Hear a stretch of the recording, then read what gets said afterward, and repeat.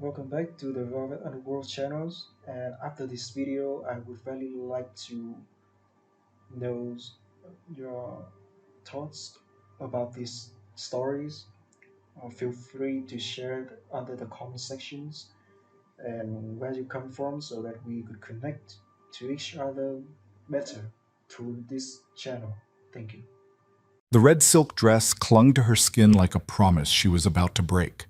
Myra Vale stood outside Adrian's bedroom door, champagne bottle in hand, heart pounding with anticipation, until she heard his laughter cut through the wood like a blade. "Easiest con I've ever run," he said, voice dripping with mockery. "She thinks I paid for her dad's surgery. She'll give me everything tonight." The bottle slipped from her fingers, hitting carpet without sound. In that moment, innocence shattered, and something far more dangerous was born.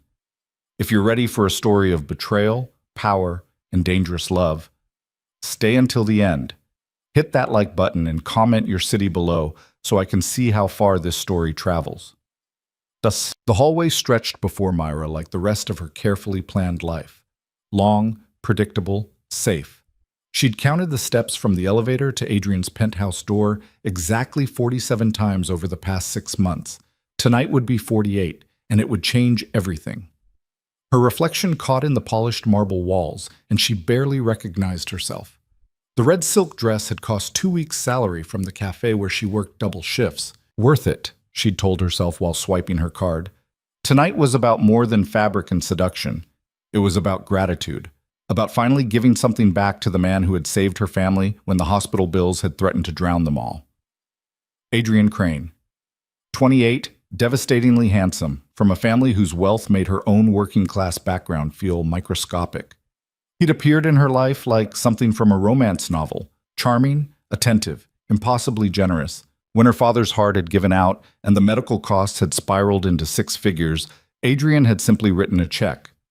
No hesitation, no conditions. "Family takes care of family," he'd said, kissing her forehead with such tenderness she'd nearly wept. She'd been waiting ever since, waiting until she felt worthy, until she could offer him something equally precious. Her virginity felt like the only currency she had that matched his generosity. Old-fashioned, maybe, but real. The champagne bottle felt cool against her palm. Dom Perignon, because Adrian had mentioned once that it was his favorite. She'd practiced her smile in the mirror, rehearsed how she'd look when he opened the door. Confident, ready, in love. Her heels clicked against the hardwood as she approached his door. Music drifted from inside, something low and sensual. Perfect. Her hand rose to knock. Then she heard the voices. "Jesus, Adrian, you're really going through with it." A male voice, laughing. "Tonight's the night?" "Why not?" Adrian's voice, unmistakable. "I've played the devoted boyfriend long enough." She's practically vibrating with gratitude. Myra's hand froze midair. "Easiest con I've ever run," Adrian continued, and ice flooded her veins. "She actually thinks I paid for her dad's surgery. She'll give me everything tonight, and I won't have spent a dime of my own money." The other man laughed. "Your dad's money, though. Victor's going to love knowing his charitable donation got his son laid. What Victor doesn't know won't hurt him. As far as I'm concerned, I earned this. 6 months of pretending to care about her sad little life, her depressing family stories, her pathetic dreams of community college. Tonight I collect." "You're a bastard, Crane." "I'm efficient. There's a difference. Besides, she's hot enough to make the investment worthwhile. That innocent act she does? The wide eyes and blushing? She's probably been planning this for months, thinking she's seducing me. It's almost adorable." Something inside Myra cracked. Not broke. Breaking implied weakness, fragility. This was different. This was the sound of something crystallizing, hardening, becoming sharp enough to cut. Her hand lowered. The champagne bottle felt different now, heavier. She looked down at the red dress, at the careful makeup, at the expensive lingerie beneath that had taken another week's pay. All of it a costume for a play where she was the only one who didn't know the script. The voices continued, but she wasn't listening anymore. Her mind was moving too fast, rewinding through 6 months of memories and re-seeing them with new eyes. The way Adrian had always deflected when she tried to discuss repayment plans. The condescending patience in his voice when she talked about her job, her father's recovery, her hopes for the future. The way his friends had looked at her at parties, not with respect, but with knowing amusement. She'd been a bet, a game, entertainment for a bored rich boy. But Adrian had said something crucial, something that cut through the humiliation and rage and pointed toward a different truth. Victor's money. Victor Serrano, Adrian's father. A name mentioned in passing, always with either reverence or fear, depending on who spoke it. She'd never met him. Adrian kept that part of his life carefully separated, claimed his father was too busy, too demanding, too difficult, too real, maybe, for the fantasy Adrian was constructing. Her phone was in her hand before she'd made a conscious decision. Her fingers knew what to do, even if her brain was still catching up. Google. Victor Serrano. The search results painted a picture that made Adrian look like a child playing dress-up. CEO of Serrano Industries, real estate magnate, venture capitalist. The words were polite euphemisms for what the images suggested. A man who controlled empires, who made decisions that shifted markets, whose mere presence in a photograph made everyone else look like they were posing for his benefit. She found his office address in 3 clicks. Serrano Tower, downtown. 40 minutes if she caught a cab. The penthouse door opened behind her. Myra? Adrian's voice carried surprise. Performance quality surprise. What are you doing out here? I thought you were coming at 9. She turned slowly, looked at him, really looked at him, for the first time since the veil had been ripped away. He was handsome. She could acknowledge that objectively now. Square jaw, perfect hair, expensive casual clothes that probably cost more than her monthly rent. But it was all surface. Underneath was nothing but calculation and cruelty. I was early, she said, and was proud her voice didn't shake. But I forgot something. His eyes traveled down her dress, and she saw the hunger there, the anticipation. He thought he'd won. Forgot what? His smile was meant to be seductive. It looked predatory now. My self-respect. She turned away. Don't call me again. Myra, wait! But she was already moving, her heels clicking rapid fire against marble, the champagne bottle still clutched in her hand like a weapon she hadn't decided whether to use. Behind her, she heard Adrian call out again, heard confusion shift to irritation, but she didn't stop. The elevator couldn't come fast enough. The cab ride downtown cost $40 she couldn't afford. Myra didn't care. Money had stopped meaning what it used to mean approximately 27 minutes ago when her entire understanding of her life had been rewritten. Serrano Tower dominated the skyline like a declaration of power, all steel and glass and uncompromising verticality. The lobby gleamed with the kind of cleanliness that required full-time staff. A security desk stood between her and the elevators, manned by 2 guards who looked like they bench-pressed small cars for warm-up. I need to see Victor Serrano, Myra announced. The guards exchanged glances. One of them, older with a scar bisecting his left eyebrow, leaned forward slightly. Do you have an appointment? No. Then, I'm afraid, tell him it's about his son Adrian and the money he stole.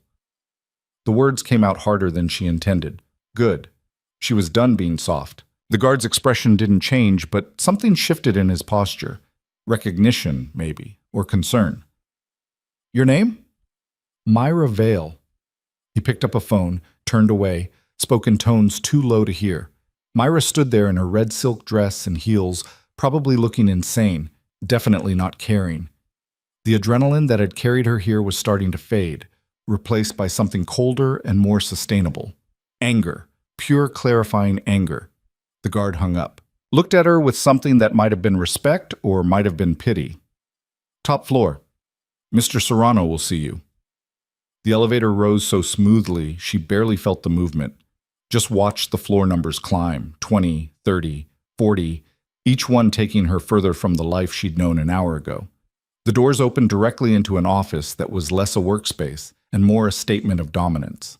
Floor-to-ceiling windows overlooked the city like a kingdom awaiting orders. The furniture was minimal but clearly expensive, the kind of expensive that didn't need to announce itself. A desk that looked carved from a single piece of black marble dominated the space, and behind it stood Victor Serrano. The photographs hadn't prepared her. They'd captured his presence but not the weight of it. He was tall, she'd known that, but she hadn't expected the way he seemed to command the very air around him. dark hair threaded with silver at the temples, a face that was handsome in a way that had nothing to do with youth and everything to do with power and intelligence. He wore a white shirt with the sleeves rolled to his elbows, no tie, as if formality was something other people needed. He was looking at her with eyes that missed nothing. "Miss Vale." His voice was deeper than Adrian's, rougher. "My security chief said you have information about my son." Myra walked forward, heels sinking slightly into carpet that probably cost more per square foot than her apartment. She stopped in front of his desk, chin raised. "Your son is running a con," she said bluntly. "He's been pretending to date me for 6 months, telling me he paid my father's medical bills out of generosity. Tonight I overheard him bragging to his friend that it was your money and that he's been stringing me along to collect on what he considers his investment." Victor's expression didn't change. He gestured to a chair across from his desk. "Sit." "I'd rather stand." "That wasn't a request, Miss Vale. You came to my office making accusations about my son. The least you can do is sit down and explain them properly." She sat. Not because he'd ordered it, but because her legs were starting to shake and she refused to let him see. Victor moved around the desk, but instead of sitting behind it, he leaned against the front edge, arms crossed, looking down at her. Everything about his posture was designed to intimidate. She recognized that. What surprised her was that it worked. Adrian had seemed dangerous in a shallow, performative way. Victor was dangerous the way winter was dangerous. Inevitable. Absolute. "From the beginning," he said, "don't leave anything out." So she told him. About meeting Adrian at the cafe where she worked. About the whirlwind romance. About her father's heart attack and the crushing medical debt. About Adrian's seemingly miraculous generosity. About 6 months of gratitude and growing love and careful planning for a future that had never existed. About tonight. The red dress. The champagne. The conversation she wasn't meant to hear. Victor listened without interrupting, his face impassive. When she finished, silence stretched between them like a test. "I paid your father's medical bills," he finally said. $347,000. I remember the amount because Adrian requested it specifically, claimed it was for a charitable cause his social club was supporting. I signed off without investigating further. "So he lied to you too?" "My son lies frequently. Usually I'm aware of it." Victor's jaw tightened. This time, apparently, I wasn't paying enough attention. "I don't want money," Myra said quickly. "I'm not here looking for compensation or—" "Then why are you here?" The question landed like a physical thing. Why was she here? What had she thought would happen when she stormed into this man's office, full of righteous fury and shattered dreams? "I don't know," she admitted. You paid for my father's treatment.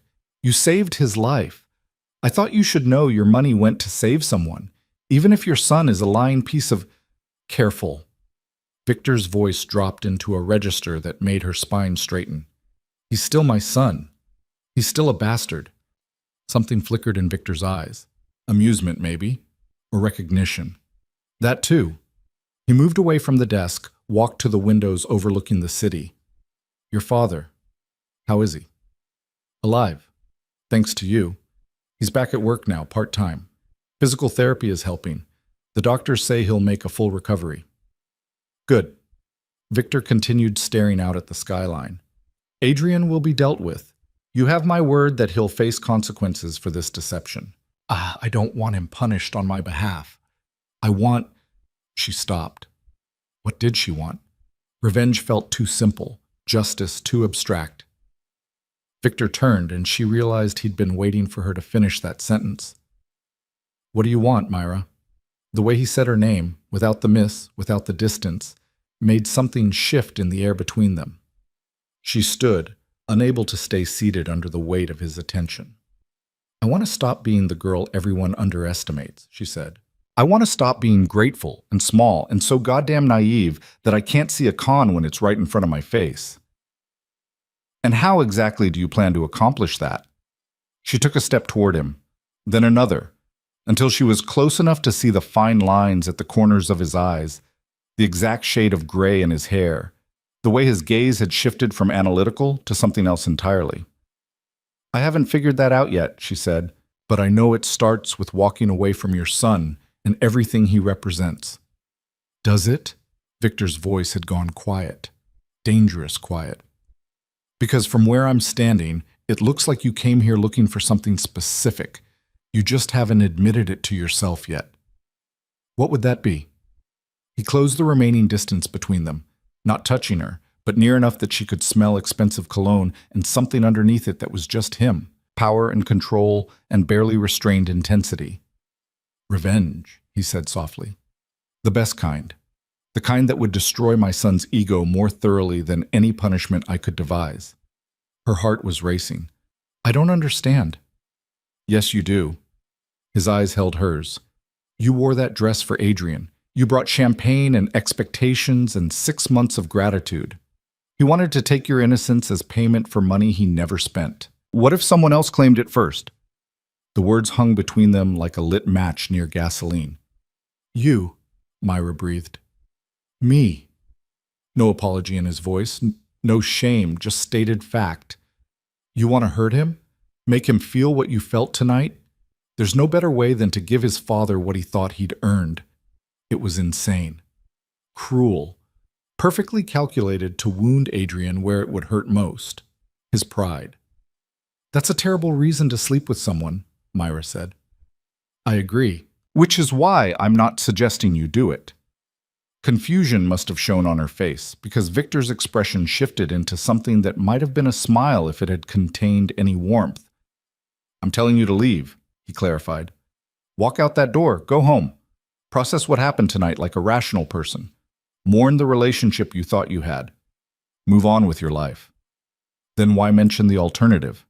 Because I wanted to see if you'd consider it, if there's steel underneath that heartbreak, or if you're exactly what Adrian believed you were. A nice girl, too soft for the world he and I inhabit. Anger flared hot in her chest. You're testing me. Everything is a test, Myra. The question is whether you pass or fail. She should leave. He was right about that. This was insane. Standing in a billionaire's office in a dress meant for seduction, discussing sleeping with her ex-boyfriend's father as some kind of revenge fantasy. This wasn't her. She was a cafe waitress who took night classes and helped her parents with bills and believed in doing the right thing. Except the girl who believed in those things had been a fiction, a mark, a punchline to someone else's joke. Maybe it was time to be something else. If I stayed, she said slowly, it wouldn't be for revenge. Victor's eyebrows rose fractionally. No? No. It would be because I spent 6 months waiting for a man who didn't deserve patience, building toward a moment that was based on lies. I'm tired of waiting. I'm tired of being careful. You barely know me. I barely knew Adrian. At least you've been honest about who you are. You think I'm honest? Now Victor did smile, and it was sharp enough to cut. I'm a businessman, Myra. I manipulate, strategize, and control outcomes to benefit myself. The only difference between Adrian and me is that I'm better at it. Then manipulate me. She stepped closer, close enough to feel the heat radiating from his body. Strategize, control the outcome. I don't care anymore. At least it would be real. For a long moment, Victor didn't move, just studied her with an intensity that made her feel simultaneously exposed and seen. Last chance, he finally said. Walk away. I'll have my driver take you home. You'll never hear from my son again, and this conversation never happened. Myra reached for the zipper at the back of her dress, found it, started to pull. Victor's hand caught her wrist, fast, controlled. His fingers were warm against her pulse point.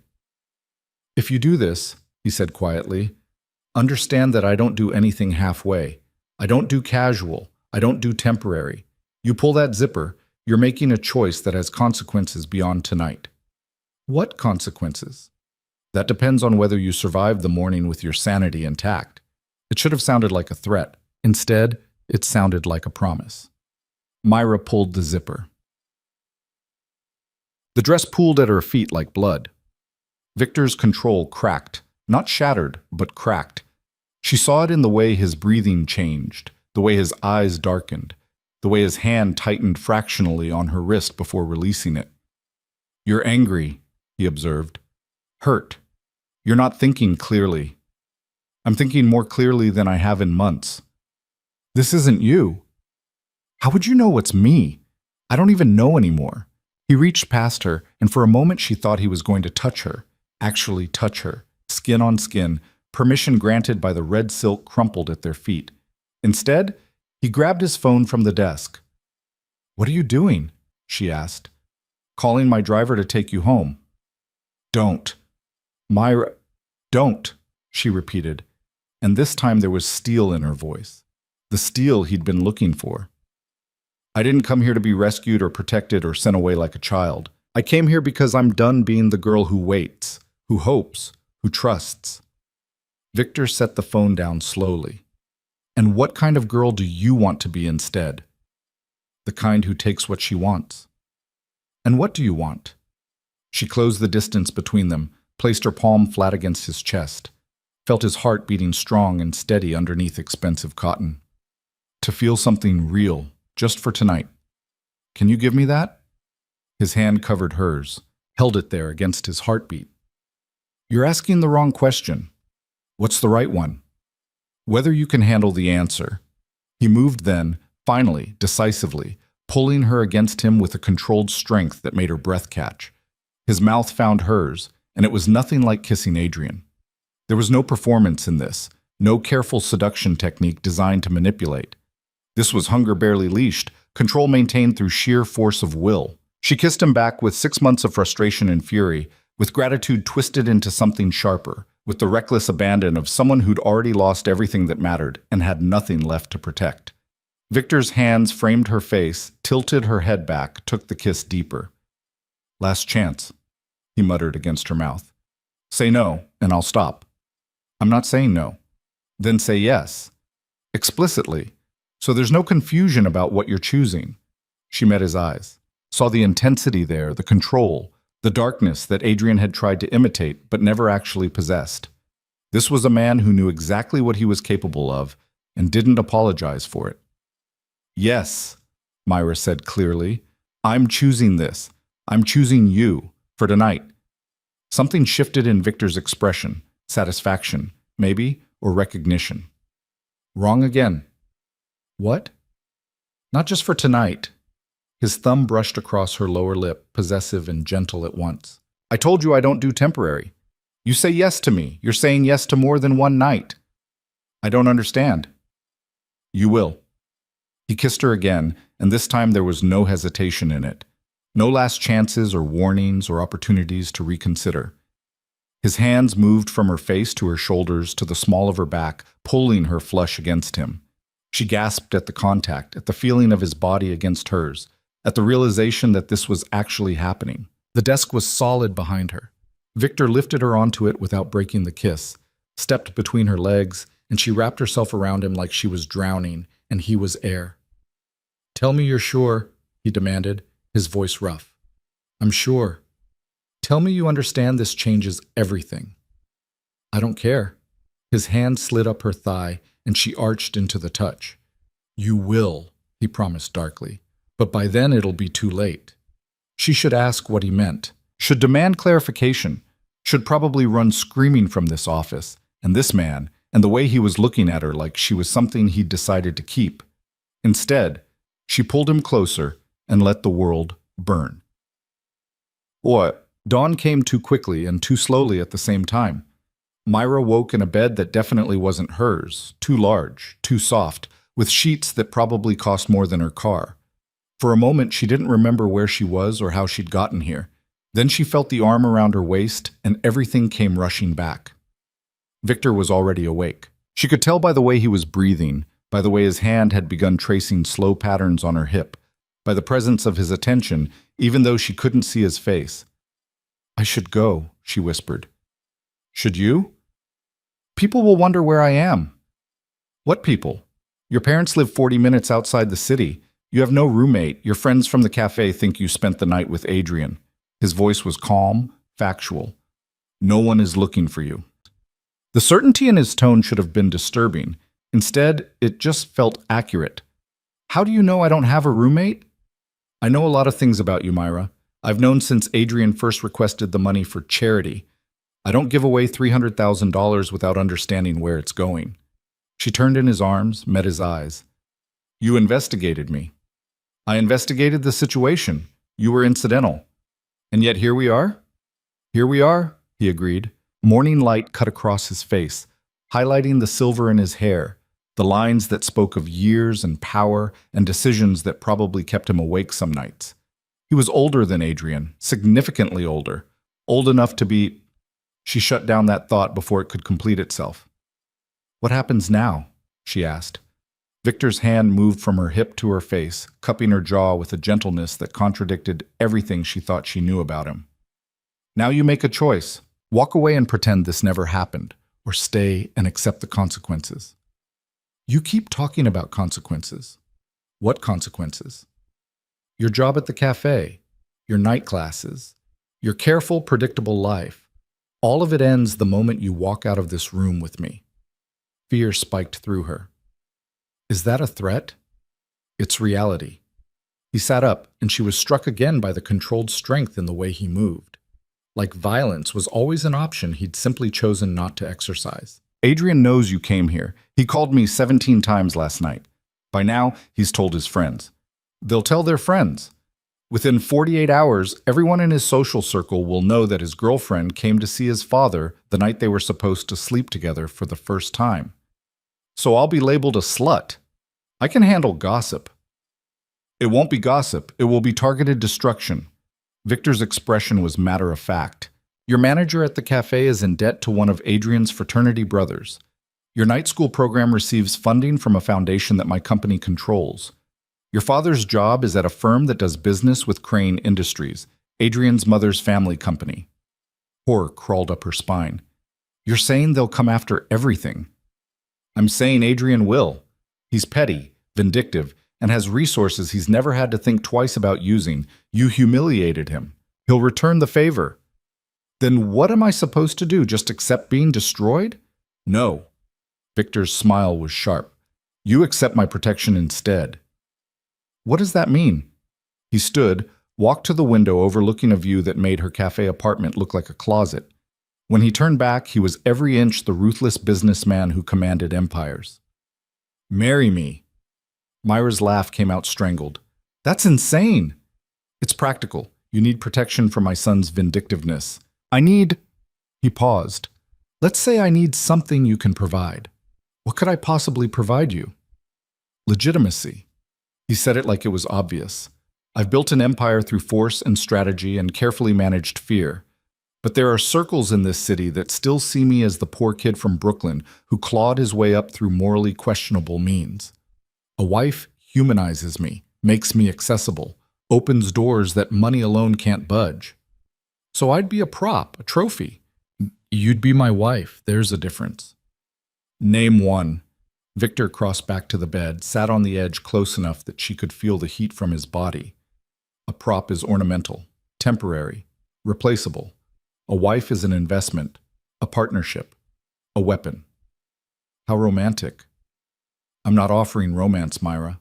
I'm offering protection, power, and a life that doesn't involve wondering whether you can make rent. I'm offering you the chance to become something more than the grateful girl who almost gave everything to a man who saw her as entertainment. She should refuse. This was insane. You didn't marry someone you just met, no matter how good the sex had been or how dire the alternative looked. And if I say no, she asked, then you walk out that door and you deal with whatever Adrian throws at you on your own. I won't interfere, but I also won't protect you. So it's not really a choice. Everything is a choice. Some choices just have better outcomes than others. Myra pulled the sheet up, suddenly very aware that she was naked and he was dressed, and this entire conversation was happening in the aftermath of the most reckless thing she'd ever done. I don't love you, she said. I don't love you either. That's not what this is about. Then what is it about? Victor's hand found hers under the sheet, squeezed once. Survival, evolution, becoming dangerous enough that no one dares treat you like a mark ever again. She thought about the red dress crumpled somewhere on his office floor, about Adrian's laughter and casual cruelty, about 6 months of believing in something that had never existed. How long? She asked. How long what? The marriage. When do I get out? You don't. His voice was flat, final.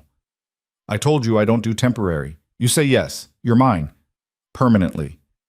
That's not fair. Fair's a fairy tale. This is business. And if I hate it, if I hate you, then you'll learn to hide it very well. Or you'll learn to appreciate what you gain in exchange for what you lose.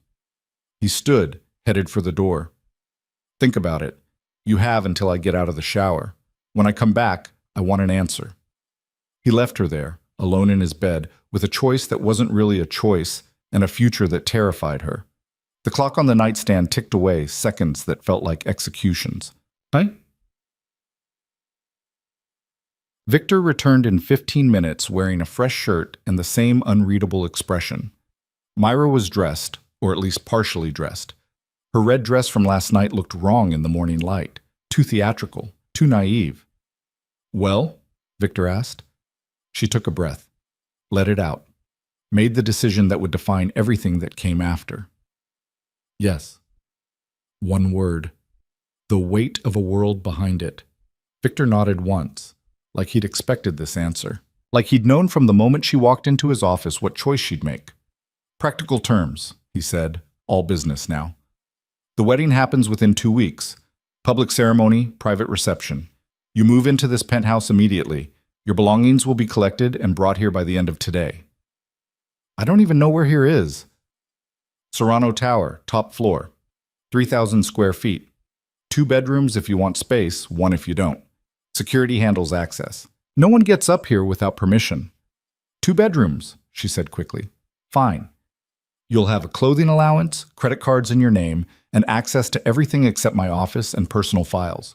In exchange, you'll attend events as needed, present as my wife publicly, and not embarrass me. What about my classes? My job? Classes can continue if you want them. The job ends today. You won't need it. What if I want to work? Then work. But not as a waitress in a cafe where Adrian's friends can harass you. If you want a career, we'll build you one. Just not there.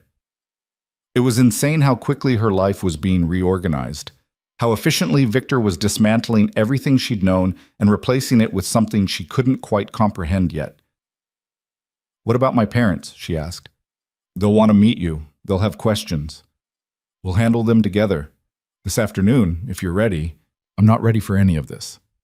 Then get ready fast. The car leaves in an hour. He moved past her, heading for what she assumed was a closet, returned with a garment bag.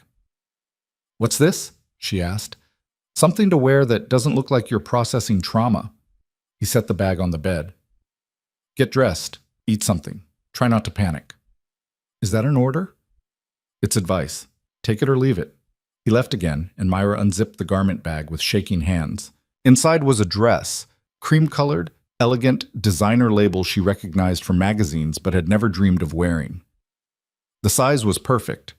Of course it was.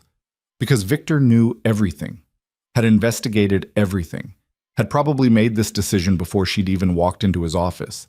She'd thought she was choosing him. Maybe he'd been choosing her all along. The dress fit like it had been made for her body specifically. She found shoes, also perfect, and minimal jewelry that probably cost more than her car. When she looked in the mirror, she didn't recognize the woman staring back. That was fine. She didn't want to be the woman she'd been yesterday. When she emerged from the bedroom, Victor was on the phone. He saw her, and something flickered in his expression before the professional mask slid back into place. Confirmed, he said into the phone. 2 weeks, private venue, minimal guest list. Yes, I'm aware of the implications. Handle it. He hung up, looked at her. Better. Better than what? Better than the girl who walked into my office last night looking for revenge. Is that what I was looking for? No? He closed the distance between them, adjusted the necklace so it sat perfectly against her collarbone.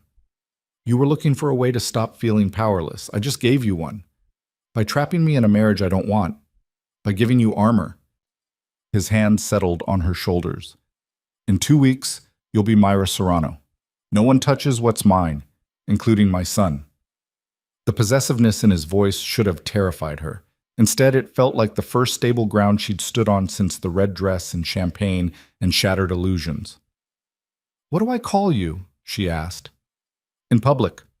When people ask. My husband. Simple. Direct. Final. And in private? Victor's smile was sharp. Anything you want. I'm not easily offended. The car was waiting downstairs. Black. Expensive. Armored, probably, knowing Victor. The driver opened the door without a word, and Myra slid inside like she'd done this 1,000 times. Fake it until you make it, right? Victor joined her, and the car pulled away from Serrano Tower with the smooth efficiency of money-solving problems before they became problems. Where are we going? Myra asked. Your parents' house. To tell them you're getting married. Oh, they're going to think I'm insane. They're going to think you're pregnant. Let them. It's easier than the truth. She stared at him. You want me to lie to my parents? I want you to frame the situation in a way that minimizes their concern. Would you prefer I tell them their daughter came to my office, slept with me out of spite, and is now marrying me to avoid my son's vindictive social destruction? That's exactly what happened. Yes, but it's not what they need to hear. He was right. That didn't make it feel any less like manipulation. The drive took 40 minutes. Myra spent it watching the city give way to suburbs. Suburbs give way to the working-class neighborhood where she'd grown up. Her parents' house looked smaller every time she saw it. Or maybe she was just seeing it through different eyes now. Victor got out first, offered his hand like they were attending a gala instead of ambushing her parents. She took it, felt the calluses on his palm that suggested he hadn't always lived in penthouses with 3,000-square-foot views. Her mother answered the door, froze at the sight of them. Myra? What? Who is this? Mom, can we come in? There's something I need to tell you. The conversation went worse than expected, and better than it could have. Her father, still weak from the heart attack, but getting stronger every day, stared at Victor like he was an alien species. Her mother oscillated between tears and cautious optimism. Neither of them believed the timeline was reasonable. 2 weeks? Her father repeated for the third time. You've known this man for 2 weeks, and you're getting married? Actually, Victor interjected smoothly, we've known each other for 6 months. Myra didn't want to say anything while she was dating Adrian because the situation was complicated. The lie landed with perfect precision. Her parents exchanged glances. You were seeing both of them? Her mother asked carefully. No, Myra said quickly. Adrian and I were never exclusive. Victor and I, she looked at him, found his expression encouraging. We connected. It took time to admit it to ourselves. More lies. Stacked on lies, building a foundation of fiction that her future would rest on. And Adrian knows? Her father pressed.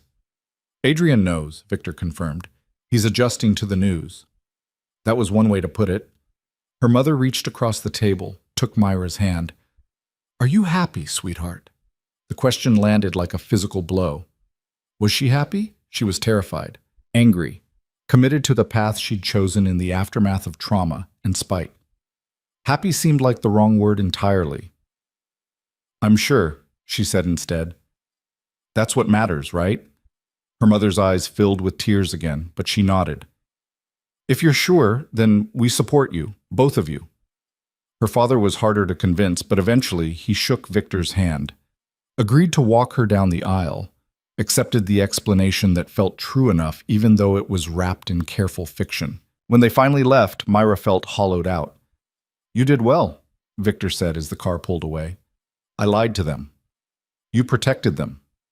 There's a difference. Is there? He looked at her then, really looked, with an intensity that made her breath catch. In 2 weeks, you'll understand what protection actually costs, what it requires. For now, just trust that I know what I'm doing. I don't trust you. Good. Trust is earned. Right now, all you need is belief that I'm better than the alternative.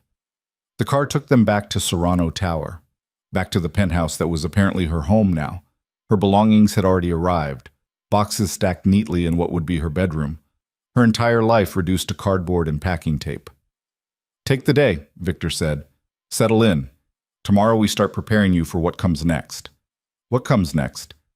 The wedding, the announcement, the part where you become someone no one dares dismiss. He left her there, surrounded by boxes and the weight of decisions that couldn't be undone.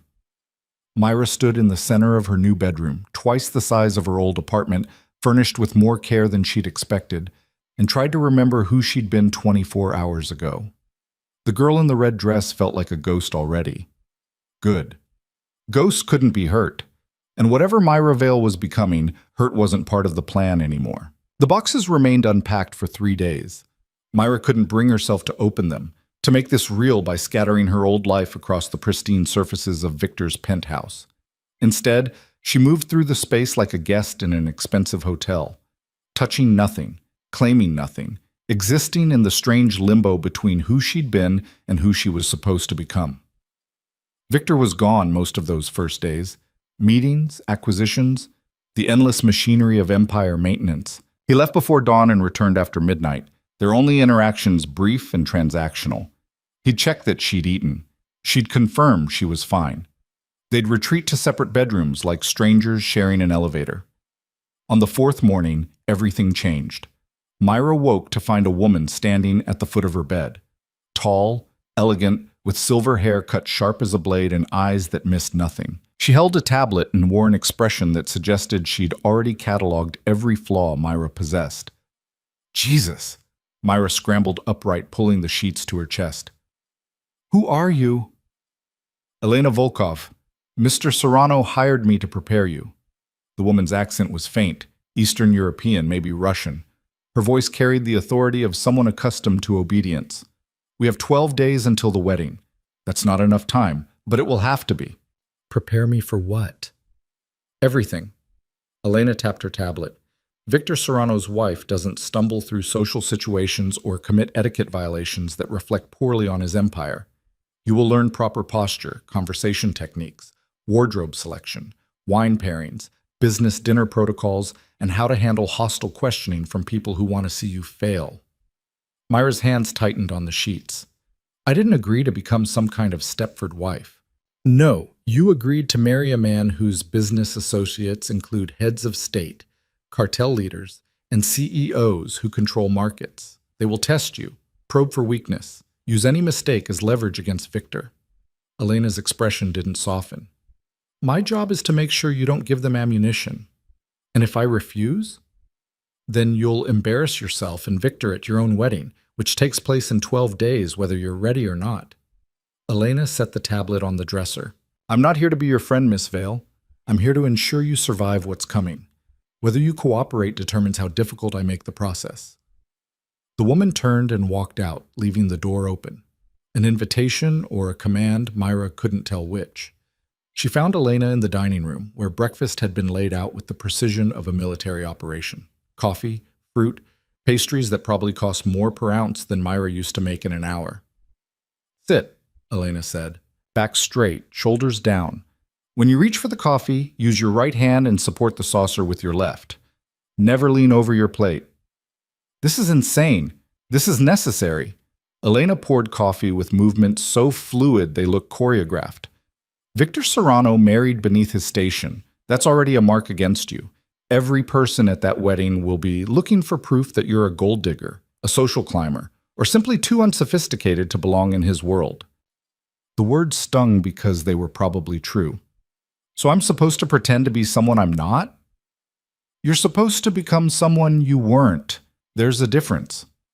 Elena sat across from her, posture perfect. You have intelligence. Victor wouldn't have chosen you otherwise. My job is to refine it, polish the rough edges, teach you to weaponize grace. Something in that phrase caught Myra's attention. Weaponize? For the first time, Elena's expression shifted into something that might have been approval. You think social situations are about being liked? They're about control, dominance masked as charm. The woman who commands a room without raising her voice has more power than the one who shouts. I'm going to teach you to be that woman. Myra picked up the coffee cup, right hand, left supporting the saucer. The porcelain was so thin she could see light through it. How long have you worked for Victor? She asked. 6 years. Before that, I trained diplomats' wives in Moscow. Before that, Elena smiled thinly. Let's say I understand exactly what it means to survive in a world designed to destroy you. Is that what this is? Survival? Everything is survival, Miss Vale. Some of us just do it in better shoes. The training began immediately. Elena moved through topics with ruthless efficiency. how to shake hands firmly without trying to compete, how to make small talk that gathered information without seeming invasive, how to exit conversations gracefully, how to remember names and faces, and the complex web of alliances that govern Victor's world. By noon, Myra's head was spinning. Enough, Elena declared. This afternoon, wardrobe. You can't learn poise while wearing clearance rack cotton. The walk-in closet attached to Myra's bedroom had been empty when she arrived. Now it resembled a high-end boutique. Dresses, suits, casual wear, accessories arranged by color and occasion. Everything in her size. When did this happen? Myra breathed. While you were avoiding unpacking your boxes. Elena pulled out a navy sheath dress. Victor's assistant handled it. Try this. The dress fit perfectly. Of course it did. Myra studied herself in the full-length mirror and barely recognized the reflection. The cut made her look taller, more assured. The color brought out her eyes. Better, Elena said. But you're standing like you're apologizing for taking up space. Chin up, shoulders back, own the room even when you're alone in it. Myra adjusted her posture. Watched the woman in the mirror shift from uncertain to something sharper. There, Elena murmured. That's who you're becoming. The door opened. Victor stepped in, still wearing his suit from whatever meeting had consumed his day. He stopped when he saw Myra, and something flickered across his face too quickly to name. Elena, he said, without looking away from Myra. Progress? She's teachable. That's more than I expected. Good. Victor's gaze traveled from Myra's face to her posture to the dress that transformed her silhouette. We have dinner tonight. Il Corso. 8 o'clock. She'll need to be ready. We just started? Elena began. Then work faster. This dinner matters. He left as abruptly as he'd entered. Elena sighed. Il Corso is a test, she said flatly. Victor's business associates frequent it. Someone will recognize you. Someone will ask questions. Your answers will be dissected and reported back to everyone who matters. Panic fluttered in Myra's chest. I'm not ready. No one's ever ready. That's not the point. Elena pulled out another dress. Black, elegant, conservative enough to seem modest, but cut to command attention. The point is to not fall apart when you're thrown into deep water. Now, let's talk about how to deflect inappropriate questions without seeming defensive. The next 6 hours blurred together. Elena drilled her on responses, on body language, on the subtle art of controlling a conversation without appearing to dominate it. By the time Victor's assistant arrived with a jewelry case, Myra's brain felt like it had been through a marathon. Simple, Elena said, selecting a strand of pearls. Nothing flashy. You want to look like you belong, not like you're trying to prove it. The pearls felt cool against Myra's skin, heavy with the weight of expectations and borrowed elegance. Victor was waiting when she emerged. He'd changed into a different suit, charcoal, perfectly tailored, the kind of understated that screamed money to anyone who knew how to look. His eyes tracked her approach with an intensity that made her suddenly aware of every step. You look nervous, he observed. I am nervous. Don't be. You're walking into that restaurant as my fiancé. No one will dare disrespect you directly. Directly? The indirect attacks are what you need to watch for. Questions about how we met. Comments about the timeline.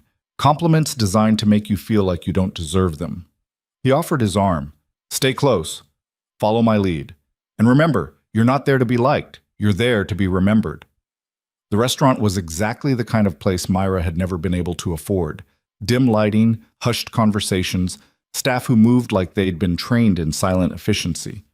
The maitre d' recognized Victor immediately, led them to a table positioned to see and be seen. Mr. Serrano, the man said warmly, your usual table. And this must be the young lady we've been hearing about. Word traveled fast in Victor's world. My fiancée, Myra Vale, Victor said smoothly. We'll have the tasting menu. Pair it with whatever you recommend.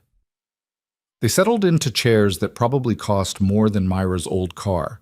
She tried to remember everything Elena had taught her. Posture, napkin placement, which fork for what course. Her hands wanted to shake. She forced them still. Relax, Victor said quietly. You're doing fine. How can you tell? We've been here 30 seconds. You haven't bolted. That's better than some. His mouth quirked. The first time I ate somewhere like this, I was 17. Felt like everyone could smell that I didn't belong. Took years to realize that confidence is just expensive clothes and refusal to apologize for existing. It was the most personal thing he'd said to her since the wedding proposal. Myra studied him across the table, trying to reconcile the ruthless businessman with the kid who'd felt out of place in fancy restaurants. "What changed?" she asked. "I did. Decided I'd rather make them uncomfortable than spend my life feeling inferior." He leaned back as the sommelier approached with wine. "You'll get there. Just takes practice."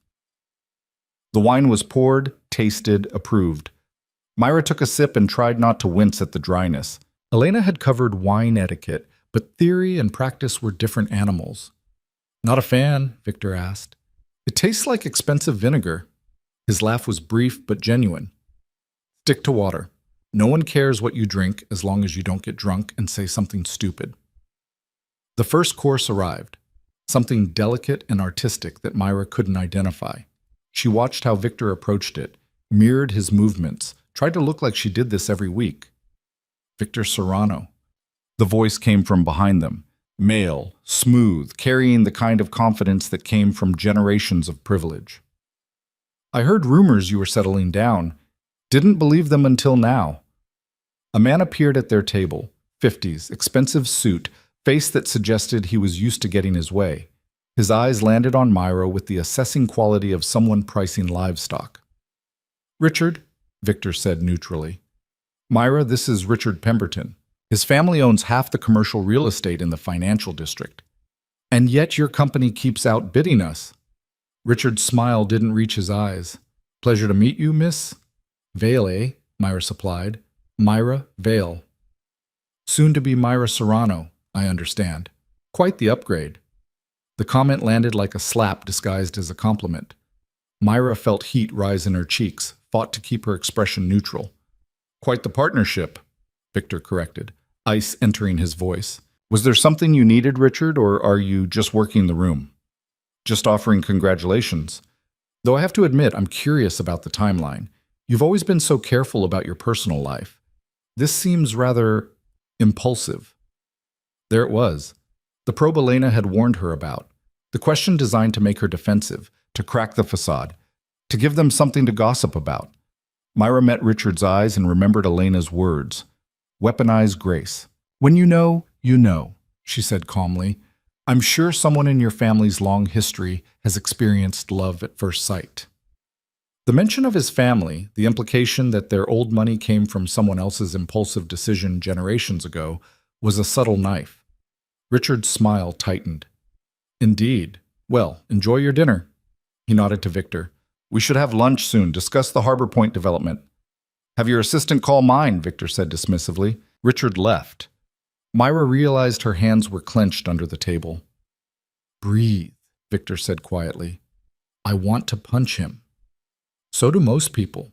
That's why he talks the way he does. He enjoys making people uncomfortable. Victor's expression was approving. "You handled it well. The family comment was a nice touch." "Elena taught me to turn compliments into corrections." "Elena's worth every penny I pay her." The rest of the dinner passed with similar encounters. Friends of Victor's, business associates, people who wanted to see the woman crazy enough to marry him. Each conversation felt like a test. Each question probed for weakness. Myra deflected, redirected, smiled until her face hurt, and remembered Elena's lessons about control. By the time they left, she was exhausted. The car ride back was silent. Myra stared out the window at the city lights, processing everything that had happened. She'd survived, barely, but survived. "You did well tonight," Victor said.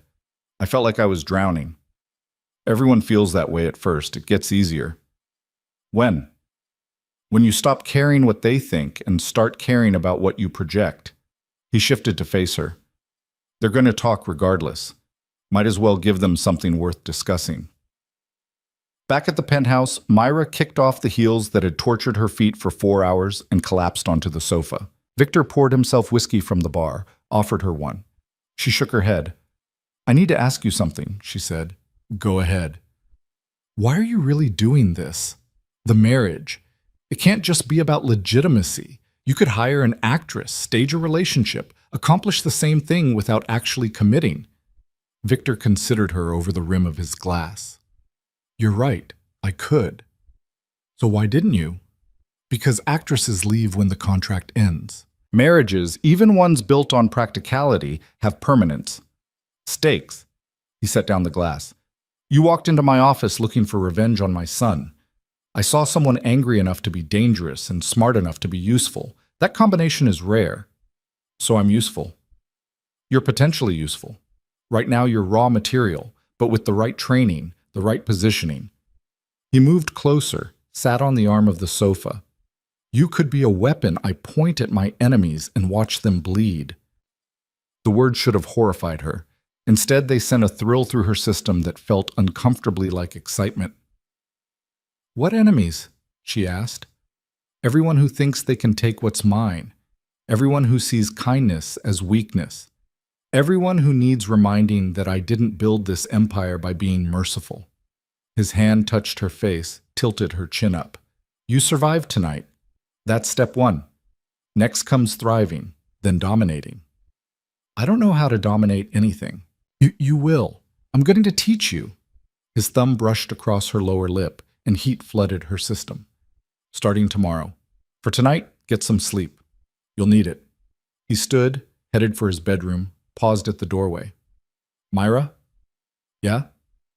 The way you handled Richard tonight, the comment about his family, that instinct, to find the weakness and strike without seeming cruel, that's what I'm going to cultivate in you. Remember that feeling. We'll need it. He disappeared into his room, leaving Myra alone with her thoughts, and the strange realization that she'd enjoyed cutting Richard Pemberton down to size, that some dark part of her had liked watching his smile falter. Maybe Victor was right. Maybe she could be dangerous. The thought should have scared her. It didn't. The next morning, Elena arrived with reinforcements, a man named James who handled physical conditioning, and a woman named Doctor, Sarah Chen, who was apparently there to teach Myra strategic thinking and game theory. You're building me an army, Myra said to Victor over breakfast. I'm building you a foundation. The wedding is in 11 days. After that, the real education begins. James put her through exercises that left her shaking, not traditional gym routines, but movements designed to build presence and confidence. You need to look like you could handle yourself in a physical confrontation, he explained. Not because you'll fight, but because the threat needs to be visible. Dr. Chen was worse. She presented Myra with scenarios, business negotiations, social confrontations, hostile questions, and dissected every response for weakness. You're too apologetic, Chen said, after Myra fumbled through a mock conversation. Someone accuses you of being a gold digger, and you defend yourself. Wrong approach. What's the right approach? Turn it back on them. I'm surprised someone of your intelligence would repeat gossip without evidence. Now they're the one who looks foolish, not you. That seems cruel. This world is cruel. You can be kind and destroyed or strategic and safe. Choose. The days blurred together.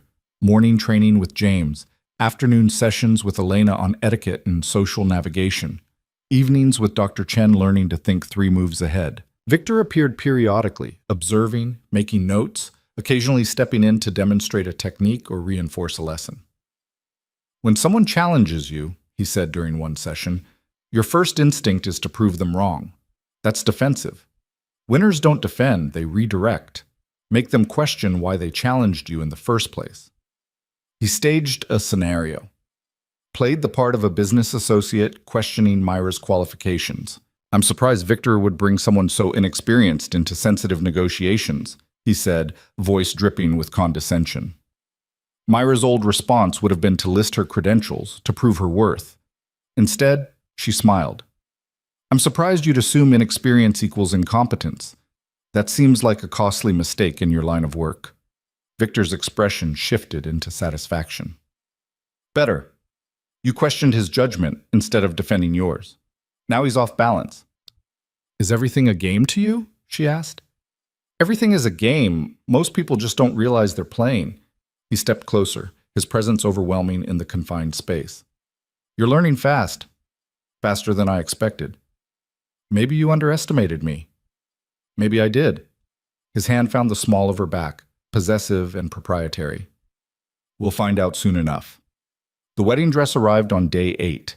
Elena presented it with the solemnity of a sacred ritual. Myra stared at the creation of silk and lace and tried to reconcile it with the reality of what was happening. "This costs more than my parents' house," she whispered. "Then don't spill anything on it." Elena began the process of fitting, pinning, adjusting. "The dress makes a statement. You're not some desperate girl marrying for money. You're a woman who belongs beside Victor Serrano." Myra caught her reflection in the mirror. The dress transformed her into something otherworldly, elegant, untouchable. "I don't recognize myself anymore," she admitted. "Good. The girl from the cafe wouldn't survive what's coming. This woman might." That night, Victor knocked on her bedroom door, a courtesy he usually skipped. She opened it to find him holding a velvet box. "What's this?" she asked. "Tradition." He opened the box to reveal a ring that made her breath catch. Diamond, massive, surrounded by smaller stones that probably had their own insurance policies. "You'll wear this starting tomorrow. Let people see it. Let them understand this is real." He took her hand, slid the ring onto her finger. The weight of it felt like a shackle. "It's beautiful," she said, because it was. "It's a message. You're mine now. Everyone needs to know that." The possessiveness in his voice was becoming familiar. Myra studied the ring, watched light fracture across its surfaces. "Victor?" "Yes?" "What happens after the wedding, when all the training stops and it's just us?" He was quiet for a long moment. Then we find out if this arrangement can become something more than survival, or if we're just two people using each other who happen to share a bed. Which do you want it to be?" His hand cupped her face, thumb tracing her cheekbone. "I want you to be dangerous enough that I don't have to worry about you becoming collateral damage in my world. Everything else is negotiable." He kissed her then, slow, deliberate, nothing like the frantic urgency of their first night. This was claiming, staking territory, reminding her that despite the separate bedrooms and professional distance, he still considered her his. When he pulled back, Myra was breathless. 3 more days, he said quietly. Then everything changes. It already changed. "No, you changed. The world hasn't caught up yet." He stepped back, and the loss of contact felt visceral. "Get some sleep. Tomorrow we go public with the engagement announcement." The announcement hit social media like a detonation. Victor's PR team had crafted it perfectly. A photo of them at Il Corso, Myra's ring visible, both of them looking at each other with expressions that could pass for love, if you didn't know better. The caption was simple. She said yes. Within hours, the internet exploded. News outlets picked up the story.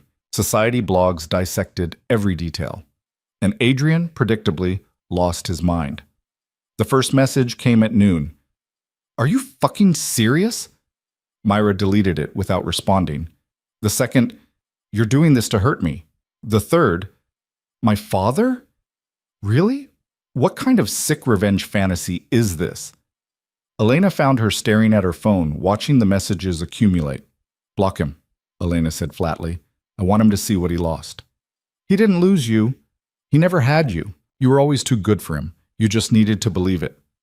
Elena took the phone, blocked Adrian's number with efficient finality. "There.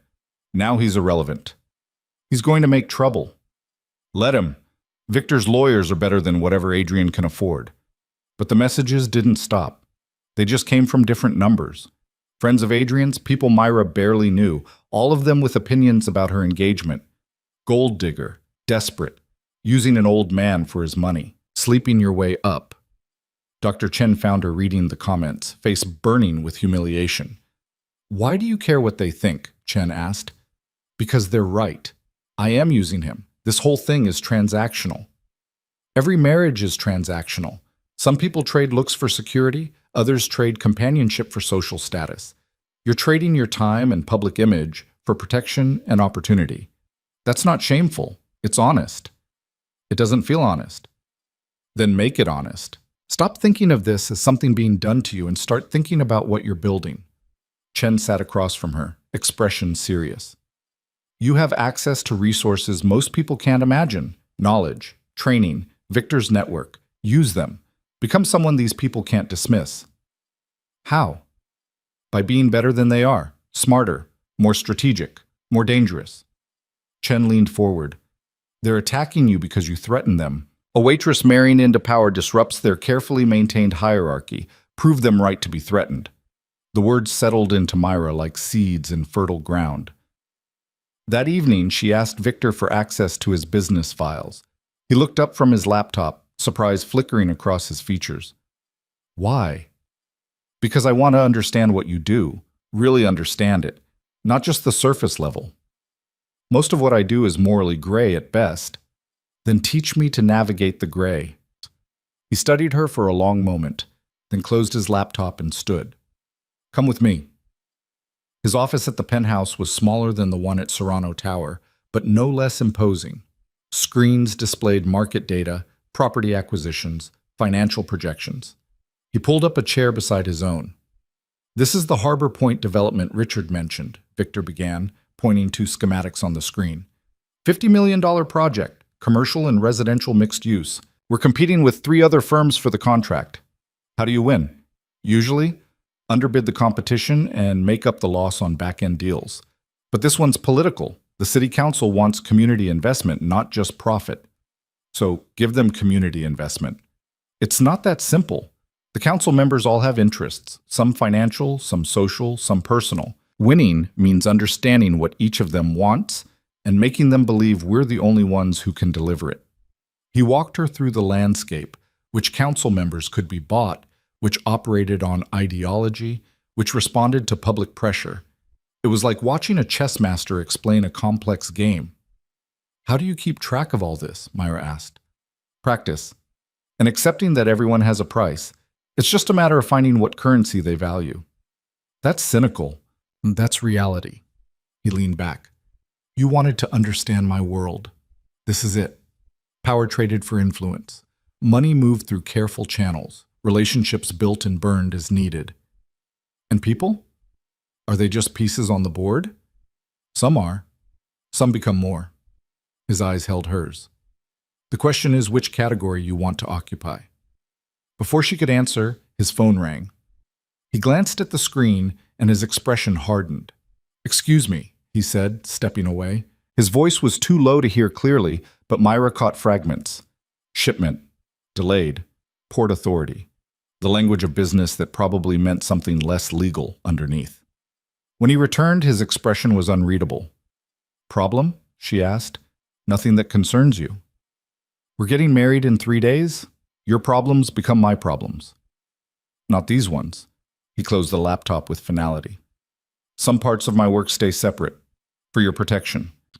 I don't need protection from information. Yes, you do. Trust me on this. The conversation ended there, but Myra felt the wall go up between them. Sections of his life marked off limits, areas where she wasn't allowed to tread. It should have been a relief. Instead, it felt like a reminder that despite the ring and the training and the upcoming ceremony, she was still an outsider. 2 days before the wedding, Adrian showed up at Serrano Tower. Security called Victor immediately. Myra heard him on the phone, voice ice cold. Tell him I'm not interested in whatever he's selling. If he doesn't leave voluntarily, have him removed. I'll talk to him, Myra said. Absolutely not. He's not going to stop unless someone addresses this directly. Let me handle it. Victor's jaw tightened. You have 5 minutes. Security stays close. Adrian was waiting in the lobby, looking worse than she'd ever seen him. Unshaven, rumpled clothes, eyes bloodshot from what was probably alcohol or lack of sleep, or both. Myra, he said when he saw her, relief and desperation in his voice. Finally, we need to talk. We don't need to do anything. You need to leave. This is insane. You're marrying my father to punish me. I'm marrying your father because, unlike you, he's honest about what he wants. He doesn't want you. He wants to humiliate me. Don't you see that? This whole thing is about control. Myra stepped closer, lowered her voice so the security guards wouldn't hear. You're right. It is about control. But not his. Mine. I'm taking control of my life instead of waiting for someone to value me. That's what terrifies you. Not that I'm marrying Victor, but that I chose someone who sees me as more than a convenient target for a con. I cared about you, Adrian said, and almost sounded sincere. No, you cared about winning a bet. There's a difference. She turned to leave, then paused. By the way, your friend's comments on social media? The gold digger accusations? Tell them to be more creative. Those insults are boring. Myra, we're done, Adrian. We were always done. I just didn't know it until I overheard you laughing about it. She walked away, heels clicking against marble, spine straight. Didn't look back even when she heard him call her name one more time. In the elevator, her hands started shaking, not from fear, from the rush of power that came with having the last word, with walking away on her terms. Victor was waiting in the penthouse when she returned. How did it go? He asked. I told him the truth, that I chose you. Did you? His expression was unreadable. Or did you choose what I can give you? Does it matter? Not to me. I'm just curious if you're lying to yourself or if you've accepted the reality of this arrangement. Myra crossed to where he stood, looked him in the eyes. I chose survival. I chose power. I chose becoming someone who can't be used anymore. If that happens to come packaged with you, then so be it. Something like respect flickered in his gaze. Good answer. Was it a test? Everything's a test. You're getting better at them. The wedding was scheduled for 2 o'clock on Saturday. Small ceremony, exclusive guest list, every detail managed with the precision of a military operation. Myra spent the morning being transformed by a team of stylists who treated her like a sculpture they were perfecting. Elena appeared as they finished. How do you feel? Like I'm about to jump off a cliff. You are. The question is whether you'll fly or fall. Elena adjusted the veil with careful hands. Either way, there's no going back after today. The venue was a private estate outside the city. Rolling grounds, century-old trees, the kind of place that had witnessed generations of power consolidated through marriage. Myra arrived in a car with windows tinted so dark she couldn't see out, couldn't see the inevitable crowd of photographers and curious onlookers. Her father was waiting inside. He looked uncomfortable in his rented tuxedo, but smiled when he saw her. You look beautiful, sweetheart, he said quietly. I look expensive. There's a difference. Are you happy? The question landed heavy. Myra thought about lying, about giving him the answer he wanted. Instead, she gave him truth. I'm sure, Dad. That's the best I can offer right now. He nodded, took her arm. Then let's get you married. The ceremony was brief. Victor stood at the altar in a black suit that probably cost more than her father's car, expression neutral as Myra walked toward him. The guests, 50 people who represented billions in collective wealth, watched with varying degrees of curiosity and judgment. Myra didn't look at them, kept her eyes on Victor, on the man who'd offered her armor in exchange for partnership. The officiant spoke words about love and commitment and forever. Myra and Victor repeated vows they'd written together, practical, honest, devoid of romantic illusions. When Victor slid the wedding band onto her finger, his eyes held a question. She answered it by kissing him first. The reception blurred. Champagne, carefully orchestrated conversations, photos that would appear in tomorrow's society pages. Myra smiled until her face ached, accepted congratulations from people who clearly thought she'd conned her way into wealth, and pretended not to notice the whispers. Late in the evening, Victor found her on the terrace overlooking the grounds. Surviving? He asked. Thriving, she corrected. Isn't that what you wanted? I wanted to see if you could handle pressure. You're exceeding expectations. Good, because I'm just getting started. He moved closer, and in the dim light, he looked almost human, almost vulnerable. What happens now? She asked. Now we go home. Wake up tomorrow as husband and wife. Figure out if this arrangement can be more than a business transaction. And if it can't, then we have a very profitable partnership in separate bedrooms. He took her hand, the one wearing his rings. But I don't think that's how this ends. How does it end? Victor's smile was dangerous. With you running half my empire and terrifying everyone who underestimated you. That's the plan, anyway. Myra leaned into him, felt his arm wrap around her waist with practiced possession. Then let's get started, she said. They left the reception early, disappeared into the night while guests were still drinking and speculating. The car took them back to Serrano Tower, back to the penthouse that was officially theirs now. Victor poured whiskey. handed her a glass. To survival, he said. To transformation, she countered. They drank, and somewhere in the silence that followed, Myra realized she was no longer afraid. She was ready. The whiskey burned going down, but Myra welcomed it. The heat matched the adrenaline still coursing through her veins from the ceremony, from the careful performance of being Myra Serrano for the first time in public. She set the glass down and found Victor watching her with that analytical intensity she was learning to recognize as interest rather than judgment. You should change, he said. That dress wasn't designed for comfort. Neither was this marriage, but here we are. His mouth quirked. Fair point. Still, unless you plan to sleep in $10,000 worth of silk and lace, I'd suggest something else. She retreated to her bedroom, still hers, still separate, despite the rings on her finger and the legal documents that now bound them. The dress came off with Elena's earlier instructions echoing in her mind about proper garment care, but Myra just draped it over the chair and pulled on yoga pants and a t-shirt that felt obscenely casual in comparison. When she returned to the living room, Victor had loosened his tie and rolled up his sleeves. He dimmed the lights and opened the floor-to-ceiling windows, letting in the cool night air and the distant sound of the city 40 floors below. Better? He asked. More honest, at least. He gestured to the sofa, and she sat. He remained standing, glass in hand, silhouetted against the city lights like some modern king surveying his kingdom. We should discuss expectations, Victor said, now that this is official. I thought we already did that. We discussed the public aspects. What happens in private is different. He turned to face her. I have enemies, Myra.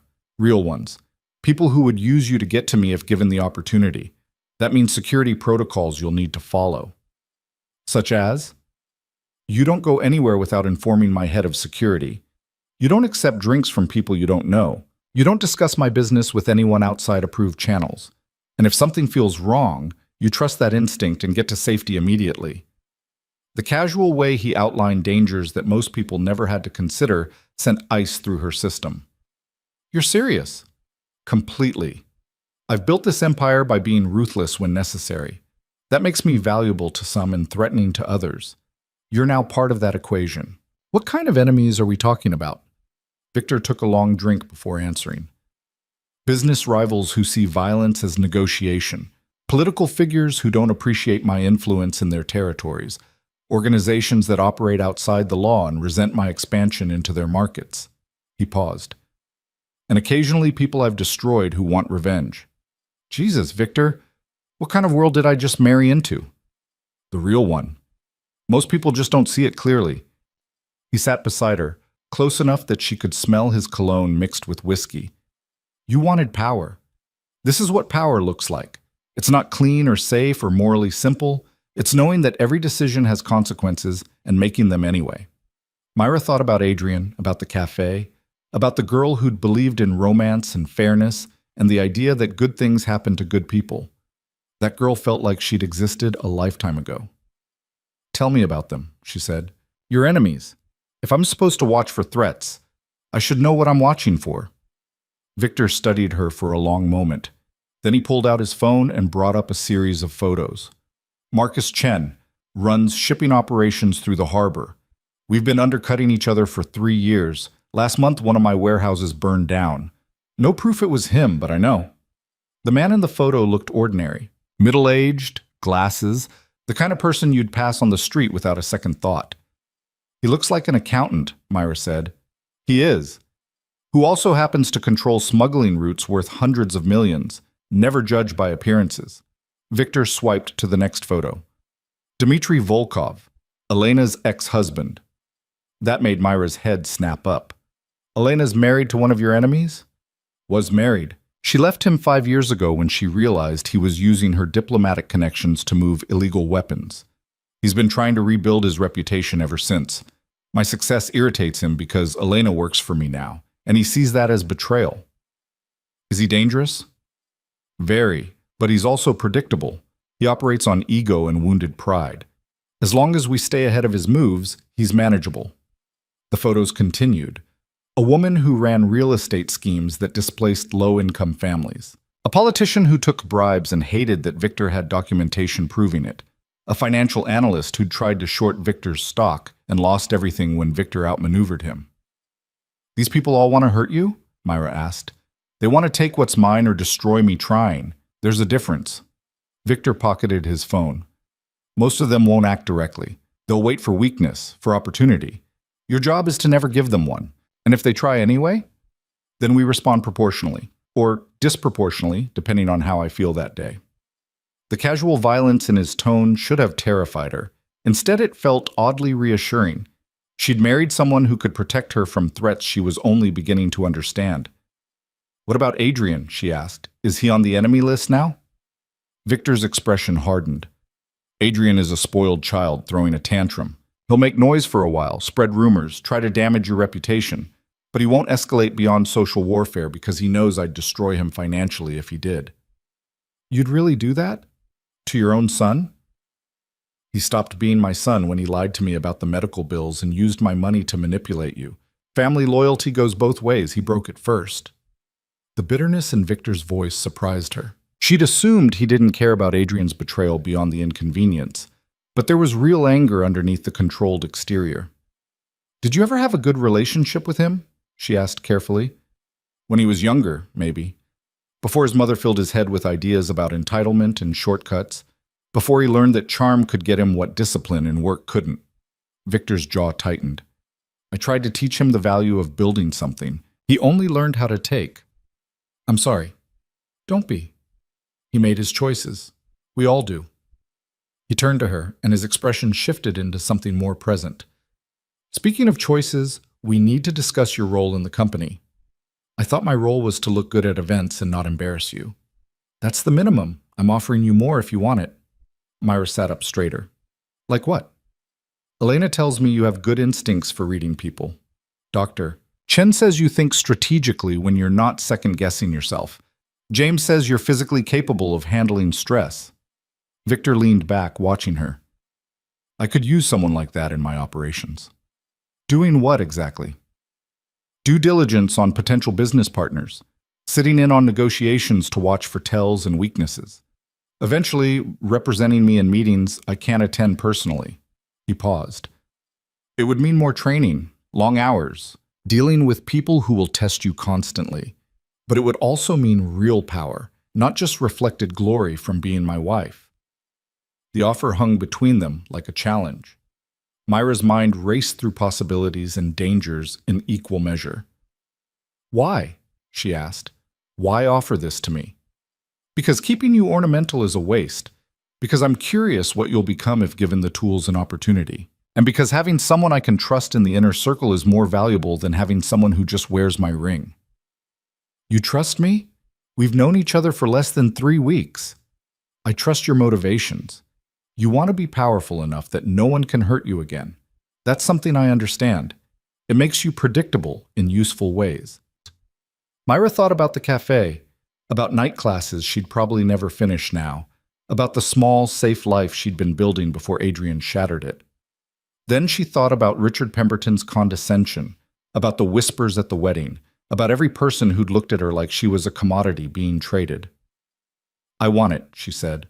Whatever you're offering, I want it. Victor's smile was sharp with satisfaction. Then starting Monday, you're my junior partner. Elena will adjust your training schedule. Dr. Chen will add corporate strategy to your curriculum, and you'll shadow me in meetings until you understand how I operate. That fast? Why wait? You're already a target by association. Might as well give you the tools to fight back. He stood, offered his hand. She took it, let him pull her to her feet. They stood close enough that she could count his heartbeats if she wanted to. This is your last chance to stay safe, Victor said quietly. Once you enter my world for real, you can't claim ignorance or innocence. Everything you see, every decision you participate in, makes you complicit. Good, Myra said. I'm tired of being innocent. It didn't protect me before. He kissed her then, slow and deliberate, tasting like whiskey, and promises neither of them fully understood yet. When he pulled back, his thumb traced her jawline with unexpected gentleness. Get some sleep, he said. Tomorrow we start building you into something dangerous.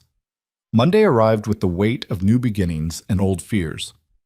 Myra dressed in one of the suits Elena had selected, charcoal gray, perfectly tailored, designed to command attention without demanding it. She studied herself in the mirror and saw someone who looked competent, capable. Nothing like the girl who'd worn a red dress and believed in fairy tales. Victor was already in the kitchen when she emerged, reviewing documents on his tablet while drinking coffee that probably cost more per pound than her old hourly wage. "Ready?" he asked without looking up. "As I'll ever be." "Wrong answer. In my world, you're either ready or you're eliminated. Fake confidence until it becomes real." He handed her a tablet identical to his own. "Today's schedule. We have a meeting at 9 with potential investors for a medical research facility. At 11, contract negotiations for the Harbor Point development. Lunch with a city councilwoman who's deciding between 3 bids for a public transportation contract. Afternoon session reviewing quarterly reports from our real estate division." Myra's head spun just reading the list. What am I supposed to do in these meetings? Watch, listen, learn how I read people and situations. When we're alone after each meeting, you'll tell me what you observed. He set down his tablet. Think of it as practical application of everything Dr. Chen taught you. The car ride to Serrano Tower felt different this time. Myra wasn't sneaking in to confront anyone. She was arriving as Victor's wife, his partner, someone with actual authority, even if she didn't fully understand its scope yet. The staff reacted to her presence with careful professionalism. Everyone knew who she was now, what she represented. The security guard who'd questioned her that first night nodded respectfully as they passed. Victor's office had been prepared for 2. A second desk sat at an angle to his, smaller but clearly expensive. Files were already stacked on its surface. "Those are background materials on today's meetings," Victor explained. "You have an hour to review them before the investors arrive." An hour to learn everything about multiple complex business deals? An hour to learn enough to recognize when someone's lying or hiding something. I'm not asking you to negotiate. I'm asking you to observe. He left her there, and Myra dove into the files with desperate focus. The medical facility investors were a group of doctors looking to expand into genomic research. The Harbor Point development involved 3 competing firms, environmental concerns, and political pressure from community groups. The city councilwoman had a voting record that suggested she favored sustainable development but had accepted campaign donations from oil companies. By the time Victor returned with coffee, Myra's brain felt like it was overheating. "Conclusions?" he asked. "The doctors are brilliant but financially naive. The Harbor Point situation is a political minefield, and the councilwoman is either a hypocrite or being blackmailed." Victor's expression shifted into approval. "Elaborate." "The doctors designed their proposal around research value, not profit margins. They'll need guidance to make it attractive to real investors. Harbor Point has too many competing interests. You'll need to give everyone something while appearing to compromise on nothing. And the councilwoman's voting record contradicts her funding sources, which means either she's lying to someone or someone has leverage over her." "Excellent. You're already thinking like a strategist." He handed her the coffee. "During the meetings, I want you to watch faces, not documents. People reveal more through micro-expressions than words. When someone's lying, their tells are physical before they're verbal." The investors arrived at exactly 9 o'clock. 3 doctors in their 50s, impeccably credentialed, clearly uncomfortable in the world of high finance. They presented their proposal with academic precision and obvious passion for the science. Myra watched Victor work. He asked questions that sounded supportive but probed for weaknesses. Where would funding come from after initial investment? What were projected timelines? Who owned the intellectual property? The doctors fumbled. They hadn't thought through commercialization. They wanted to do good science, but hadn't considered market realities. "I appreciate your vision," Victor said finally, "but vision without sustainable economics is just expensive hope. Restructure your proposal to include realistic profit projections, and we'll talk again." After they left, deflated but not defeated, Victor turned to Myra. "What did you see?" "They believed in their work, but they were scared. The older one, Dr. Martinez, kept glancing at his watch. Financial pressure, probably. They need this deal desperately. Which means if you make them a reasonable offer after they restructure, they'll accept. They don't have the luxury of shopping around." "Exactly. Desperation is opportunity. Remember that." The Harbor Point negotiations were more complex. Representatives from 3 competing construction firms, an environmental consultant, and a community organizer who clearly distrusted everyone in the room. Victor positioned himself as the reasonable option, promising jobs, green building practices, community investment programs. The competitors attacked each other's proposals. Victor stayed above the fray, occasionally asking pointed questions that made everyone else's weaknesses more visible. By the end, he'd positioned his company as the only one that could deliver what everyone wanted. That was masterful, Myra said quietly as the room cleared. That was chess. Every move designed to limit their options while expanding mine. Victor gathered his materials. The community organizer will oppose us publicly while privately negotiating for what she really wants, a youth center in the development. The environmental consultant is already in our pocket, and the competitors just damaged each other enough that the city council will see us as the safe choice. You planned all of that? I planned possibilities. They chose which ones to make real. He checked his watch. Lunch. Time to see if you can handle one-on-one manipulation. Councilwoman Patricia Hayes met them at an upscale restaurant where privacy cost as much as the food. She was 60, sharp-eyed, with the kind of political smile that never quite reached her eyes. Victor, she said warmly, and this must be the new Mrs. Serrano. Congratulations on your recent marriage. Thank you, Myra replied, remembering Elena's coaching. We're still getting used to the title, but the reality is wonderful. It was exactly the kind of bland, pleasant response that revealed nothing. Patricia's eyes assessed her briefly before returning to Victor. I assume you're here about the transportation contract, Patricia said once they'd ordered, among other things. But yes, I think Serrano Industries is positioned to deliver better value than our competitors. Your competitors say the same thing. My competitors are lying. We both know it. Patricia's smile hardened slightly. That's quite an accusation. It's a statement of fact. Morrison Transit hasn't completed a project on budget in 5 years. Keller Development has ongoing fraud investigations. We're the only firm with both the resources and the clean record to handle this properly. You're also the most expensive bid. Because we don't cut corners. Cheap construction costs more in the long run when systems fail and lawsuits follow. Victor leaned back. You're up for re-election next year. Do you really want to explain why you chose the lowest bidder when the trains break down? Patricia's jaw tightened. Myra watched the calculation happen in real time. Political survival versus immediate cost savings. I need guarantees, Patricia said finally. You'll have them, in writing, with penalty clauses if we fail to deliver. And what do you need from me? Your vote, and your influence over 3 other council members who are undecided. It was a simple transaction, dressed up in legal language and public service rhetoric. Patricia would get political cover. Victor would get the contract. Everyone would pretend it was about serving the public good. I'll think about it, Patricia said, but her tone suggested the decision was already made. After lunch, Victor drove instead of using the car service. He took them away from downtown toward the waterfront where old industrial buildings stood empty and rusting. Where are we going? Myra asked. You did well today. Both meetings.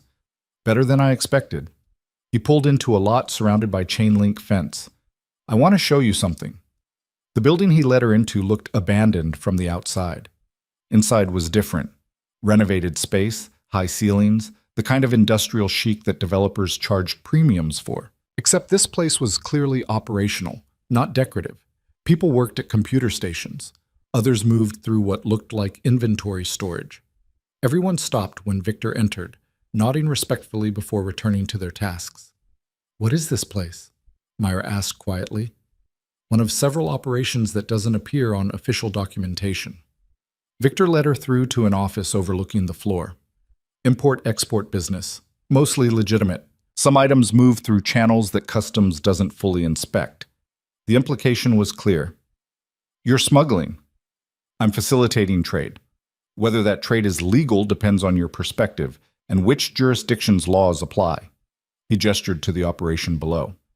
This generates $15 million a year, untaxed, untraceable. It funds operations I can't justify through normal corporate channels. Why are you showing me this? Because you asked to understand my world. This is part of it. The part that requires moral flexibility and willingness to operate in gray areas. His eyes held hers. If that's a problem, tell me now. Myra looked down at the workers, at the efficient movement of goods she couldn't identify, at the casual illegality of it all. She should be horrified, should demand he shut this down, or at least keep her separate from it. Instead, she felt a thrill of dark recognition. This was real power. Not the polite fiction of boardrooms and contracts, but the actual machinery of empire built on ruthless pragmatism. What moves through here, she asked. Pharmaceuticals that haven't been approved domestically, but work. Technology that's export-controlled but beneficial. Occasionally, items that powerful people need move discreetly. He paused. Nothing that harms innocents. I have lines I don't cross. What lines? No human trafficking, no weapons to conflict zones, no drugs that destroy communities. Beyond that, he shrugged. Morality is negotiable. Myra thought about her parents, about the medical bills Victor had paid through money that might have come from operations like this, about the life she was building on a foundation of moral ambiguity. I can work with that, she said finally. Victor's expression shifted into something that might have been respect. You're sure? I'm sure. Show me how it works. He spent the next 2 hours walking her through the operation, how items were acquired, how they moved through customs with carefully falsified documentation, how money was laundered through legitimate business accounts. It was illegal, efficient, and surprisingly well organized. Marcus Chen runs a similar operation, Victor explained. But he's sloppy, uses violence when strategy would work better. That's why we keep winning territory from him. Is that what the warehouse fire was about? Territory? That was him sending a message after we intercepted 3 of his shipments in 1 month. Cost him millions. Victor's smile was cold. He'll retaliate again. That's why I'm expanding security and why you need to understand the stakes. They returned to Serrano Tower as evening fell. Myra's head swam with information and implications. She'd gone from waitress to mob wife, or at least morally questionable businesswoman, in less than a month. Back in the penthouse, Victor poured drinks and they reviewed the day's meetings with the detailed analysis he'd promised. Myra shared observations about body language, about the moments when people revealed more than they intended. Victor corrected her interpretations, refined her instincts, treated her like a student learning a craft rather than a wife playing at business. You have good instincts, he said as they finished. Raw, but good. With proper training, you'll be genuinely useful. High praise from Victor Serrano. I don't give false compliments, waste of everyone's time. He checked his watch. Tomorrow starts earlier, 6 a.m. We're reviewing security protocols and threat assessments. Romantic. Romance was never part of this deal, but his hand found her waist, pulled her closer. Doesn't mean we can't find other benefits. He kissed her with the controlled intensity she was learning to anticipate. Still careful, still calculated, but with heat underneath that suggested the calculations might be shifting. When they separated, Myra found herself breathless. Is this part of the arrangement too? This is whatever we decide it is. His thumb traced her lower lip. We're married. Sharing a bed occasionally seems reasonable. Occasionally. I'm not demanding anything, but I'm also not pretending I don't want you. His eyes held hers. The question is what you want. Myra thought about separate bedrooms and careful distance and the professional boundaries they'd maintained. Then she thought about the thrill she'd felt watching him operate today, the dark satisfaction of understanding his world, the way power looked on him when he wasn't performing for anyone. I want to stop pretending this is just business, she said quietly. Victor's smile was dangerous. Good. Because I'm tired of sleeping alone when my wife is 20 feet away. He kissed her again, and this time there was no hesitation, no careful control. Just want, and the decision to stop fighting it. They moved to his bedroom, larger than hers, with views that made the city look like something they owned together. Myra felt nerves flutter in her stomach, different from their first night when anger and spite had fueled everything. We can stop, Victor said, reading her hesitation. This doesn't have to be tonight. I don't want to stop, She met his eyes. Last time was about revenge, about hurting Adrian and proving something. This feels different. It is different. This is choosing each other without anger driving the decision. His hands framed her face. Still want it? Yes. He undressed her slowly, like he had all the time in the world and intended to use it. When they finally fell into bed together, it felt less like conquest and more like discovery.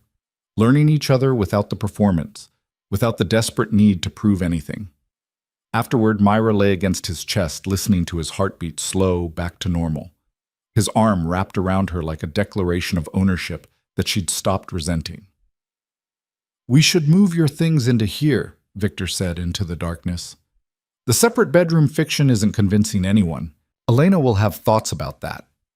Elena's job is to make you dangerous, not manage our sleeping arrangements." His hand traced patterns on her shoulder. "Unless you want space." "No, I'm tired of space, tired of pretending we're not actually in this together." "We are," he confirmed, "for better or worse. Literally, as of 3 days ago." Myra smiled against his skin. "Do you ever regret it? Offering marriage instead of just sending me away?" "No." "Do you regret accepting?" She thought about it honestly. About everything she'd lost and everything she'd gained and the person she was becoming in the space between. "No," she said finally. "I don't." "Good. Because I have plans for you, Myra Serrano, and they require you to stay." "What kind of plans?" "The kind where you become powerful enough that people fear disappointing you almost as much as they fear disappointing me." He shifted, looked down at her. "You felt it today, didn't you, during the meetings? The rush of understanding how power works and knowing you could wield it." "Yes. That's what I'm cultivating, not a trophy wife. A partner who can stand beside me and match my ruthlessness when necessary." His expression was serious. "But it requires commitment, full commitment. Are you ready for that?" Myra thought about the warehouse, about the gray morality, about the enemies who would see her as leverage or target, about the girl she'd been and the woman she was choosing to become. "I'm ready," she said. And somewhere in the darkness of that expensive bedroom, with the city spread below them like a kingdom waiting to be claimed, Myra meant it. The transformation had begun with a red dress and shattered illusions. But it would be completed through fire, blood, and the ruthless education Victor Serrano was determined to provide. She just didn't know yet how much it would cost her. The cost became clear 3 weeks later when Marcus Chen made his next move. Myra was reviewing financial projections in Victor's office. Their office now, since she'd claimed the second desk as her own, when the call came through. Victor's expression went cold in a way she'd learned to recognize as dangerous. "When?" he asked, voice flat. A pause. "Casualties?" Another pause, longer this time. "Lock down all other sites. I'm on my way." He hung up and was moving before Myra could ask questions. She followed him to the elevator, matching his pace. "What happened?" "The waterfront facility. Someone hit it 30 minutes ago. 4 people injured, 2 critical. The entire operation is compromised." His jaw was tight enough to crack stone. "Chen's getting bolder." The drive took 15 minutes that felt like hours. When they arrived, emergency vehicles blocked the street. Fire trucks, ambulances, police cars with lights painting the scene in urgent red and blue. Smoke still rose from shattered windows. Victor's head of security met them at the perimeter. Thomas Reeves was ex-military, built like he could bend steel with his bare hands, and currently looked like he wanted to shoot someone. "Status," Victor demanded. "Incendiary device, time to detonate during shift change for maximum casualties. 4 workers caught in the blast. Martinez and Ochoa are critical. 3rd-degree burns, smoke inhalation. The others will survive." Reeves's face was grim. "They knew exactly when to hit us. Someone talked." "Find out who." Victor's voice carried lethal promise. "I want names by tonight." Myra watched emergency personnel load stretchers into ambulances. One of the injured was young, couldn't be more than 25. His face was wrapped in gauze, but she could see his hands, blistered and raw. "This is my fault," she said quietly. Victor turned sharply. "What?" "You showed me the operation. Maybe someone saw us, figured out what it meant, used me as a way to track—" "Stop." His hand gripped her shoulder. "This isn't about you. Chen's been planning this for weeks, minimum. The timing is coincidence." "You don't believe in coincidence." "I believe in Chen being a vindictive bastard who's been waiting for an opening." He released her shoulder. "Thomas, I want surveillance footage from every camera within 3 blocks. cross-reference with known Chen associates, and get our people out of the other facilities until we confirm they're secure. Already in progress. Reeves glanced at Myra. Should Mrs. Serrano be here? If this was a targeted attack, she stays with me, non-negotiable. They spent the next 3 hours coordinating damage control. Victor made calls to lawyers, to politicians who owed him favors, to other business owners who needed to know Chen had escalated. Myra watched him operate with cold efficiency, transforming rage into strategy. But underneath the control, she could see the fury, could see it in the way his hands clenched when no one was watching, in the muscle jumping in his jaw, in the calculations happening behind his eyes that probably involved Chen's painful demise. "We need to respond," she said, when they were finally alone in the car heading back to Serrano Tower. "We will." "When?" "When I've identified every piece on the board and know exactly how much damage I can inflict without triggering a full war." He stared out the window at the city scrolling past. "Chen wants me angry. Wants me to retaliate impulsively so he can justify escalation to his own people. I won't give him that satisfaction." "So we just let him get away with nearly killing 4 people? We make him pay in ways he doesn't expect, ways that hurt worse than violence." Victor's smile was cruel. "I'm going to destroy his business piece by piece until he has nothing left. Then, when he's desperate and broken, I'll decide whether he lives with the consequences or doesn't live at all." The darkness in his voice should have frightened her. Instead, Myra felt a matching anger rising in her chest. Those workers had been doing their jobs, following orders. They didn't deserve to burn because of some corporate rivalry dressed up as gang warfare. "How can I help?" she asked. Victor looked at her then, really looked, and something shifted in his expression. "You want to be part of this? The actual retaliation, not just the legitimate business side?" "I want Chen to regret ever thinking he could attack what's ours." "Ours?" He repeated the word like he was testing its weight. "You're claiming ownership now." "I'm your wife, your partner. That facility was part of our operation. So yes, ours." Victor's hand found hers, squeezed once. "Then we start with information. I need to know everything about Chen's operations, suppliers, distributors, weak points in his organization. Think you can handle that kind of research?" "Yes." "It means digging through financial records, surveillance data, interviewing people who might not want to talk. It means getting your hands dirty with the kind of information that makes you legally complicit." "I'm already complicit. I've been in your world for 3 weeks. I know what we do, what you built this on. Stop trying to protect me from consequences I've already accepted." He pulled her closer, kissed her hard enough to bruise. When he released her, his eyes held something that might have been pride. "Then let's go to war." The next 2 weeks consumed Myra completely. She worked with Dr. Chen, no relation to Marcus, to analyze financial patterns in the shipping industry. She reviewed surveillance footage until her eyes burned. She sat in on interviews with informants who sold information for cash or protection or the simple satisfaction of seeing enemies destroyed. Elena adjusted her training to include interrogation techniques and threat assessment. James added weapons handling to her physical conditioning. Myra learned to shoot, to fight dirty, to recognize when someone was lying and when they were scared enough to tell the truth. "You're changing," Elena observed one afternoon during a break between sessions. "Is that a problem?" "It's inevitable. Victor doesn't keep soft things around him. They either harden or break." Elena's expression was unreadable. "I'm just curious which you'll be. The woman who hardens into something as ruthless as he is, or the one who breaks and blames him for it?" "I won't break." "They all say that. Then they see what this life actually requires and realize the cost is higher than they calculated."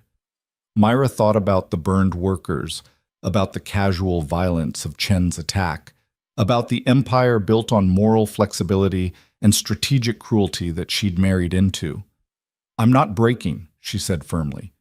"I'm becoming what I need to be to survive this." "And what's that?" "Dangerous enough that people think twice before attacking what's mine." Elena smiled then, sharp and approving. "Good answer. Now let's make sure you can back it up." The information Myra compiled painted a detailed picture of Chen's operation. He controlled shipping routes through the harbor, yes, but his real money came from pharmaceutical smuggling, knockoff medications that undercut legitimate suppliers. He had 3 primary warehouses, a network of distributors, and relationships with customs officials who looked the other way for the right price. Myra brought her findings to Victor late one night in their bedroom. He was already in bed reviewing his own files, reading glasses perched on his nose in a way that made him look almost professorial. "I found the weak point," she announced. He set aside his tablet. "Show me." She spread her documentation across the bed. Financial records, shipping manifests, a network map she'd created showing Chen's connections. His pharmaceutical suppliers are based in 3 countries with different regulatory standards.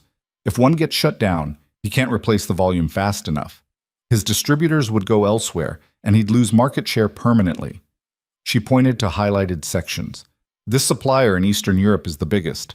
They're also the most vulnerable to pressure. What kind of pressure? The kind where someone anonymously reports their operation to international regulatory agencies with evidence of contamination in their products. They get shut down for investigation, Chen loses supply, and we're positioned to absorb his distributors while he's scrambling. Victor studied her work with an intensity that made her nervous. Then he pulled her down beside him, kissed her thoroughly. "Brilliant," he said against her mouth. "Absolutely brilliant. We destroy his business without violence, without anything that traces back to us. I learned from the best. You're surpassing your teacher." He gathered the documents. "I'll have contacts reach out to the regulatory agencies tomorrow. Within a week, Chen's operation starts crumbling. And then? Then we watch him flail, let him make mistakes. When he's weak enough, we make him an offer, work for us or lose everything. He won't accept. Probably not. But the offer will demoralize his people, make them wonder if they're backing the wrong side. That's when we recruit his best operators and leave him with nothing but his pride." It was ruthless, comprehensive, exactly the kind of strategic destruction Victor had promised. Myra felt satisfaction burn through her like whiskey. This was what power looked like. Not violence, though that remained an option, but the ability to dismantle someone's entire world through information and pressure and perfectly timed moves. "I want to be there," she said. "When you make the offer, I want him to see me." "Why?" "Because he burned our people. And I want him to know that I helped destroy him for it." Victor's expression was dark with approval. "You're learning to enjoy this. Should I not? Enjoy it all you want. Just don't let it consume you." He pulled her against him. "There's a difference between being strategic and being cruel for cruelty's sake. Stay on the right side of that line." "Where's the line?" "You'll know when you cross it. Trust me." The regulatory shutdown happened exactly as Myra predicted. Chen's main supplier was raided by international authorities, their entire operation frozen pending investigation. Within 48 hours, Chen's distributors started reaching out to Victor's people looking for alternative sources. Victor took the meetings personally, bringing Myra along as his silent partner. She watched him negotiate with people who'd worked for Chen for years, offering them better rates, safer operations, protection from the kind of regulatory scrutiny that had just destroyed their previous supplier. "Mr. Chen is a liability now," Victor explained to one distributor, a nervous man in his 60s who'd been moving pharmaceuticals since before Myra was born. "Working with him means risking everything. Working with me means stability." "Marcus won't take this well," the man said. "Marcus doesn't have a choice. His supplier is gone. His operation is bleeding money daily. He can either accept that his time is over or watch while we take everything anyway." Victor's smile was cold. "Your choice is simpler. Work with the winner or go down with the loser." The man chose survival. They all did. Within 10 days, Chen had lost 70% of his distribution network. His remaining operations were barely functional, and his own people were starting to question his leadership. That's when Victor made the call. Myra sat beside him in the office, listening as he delivered the offer with perfect professional courtesy. "Marcus, I think we both know your current situation is untenable. I'm prepared to make you a generous offer.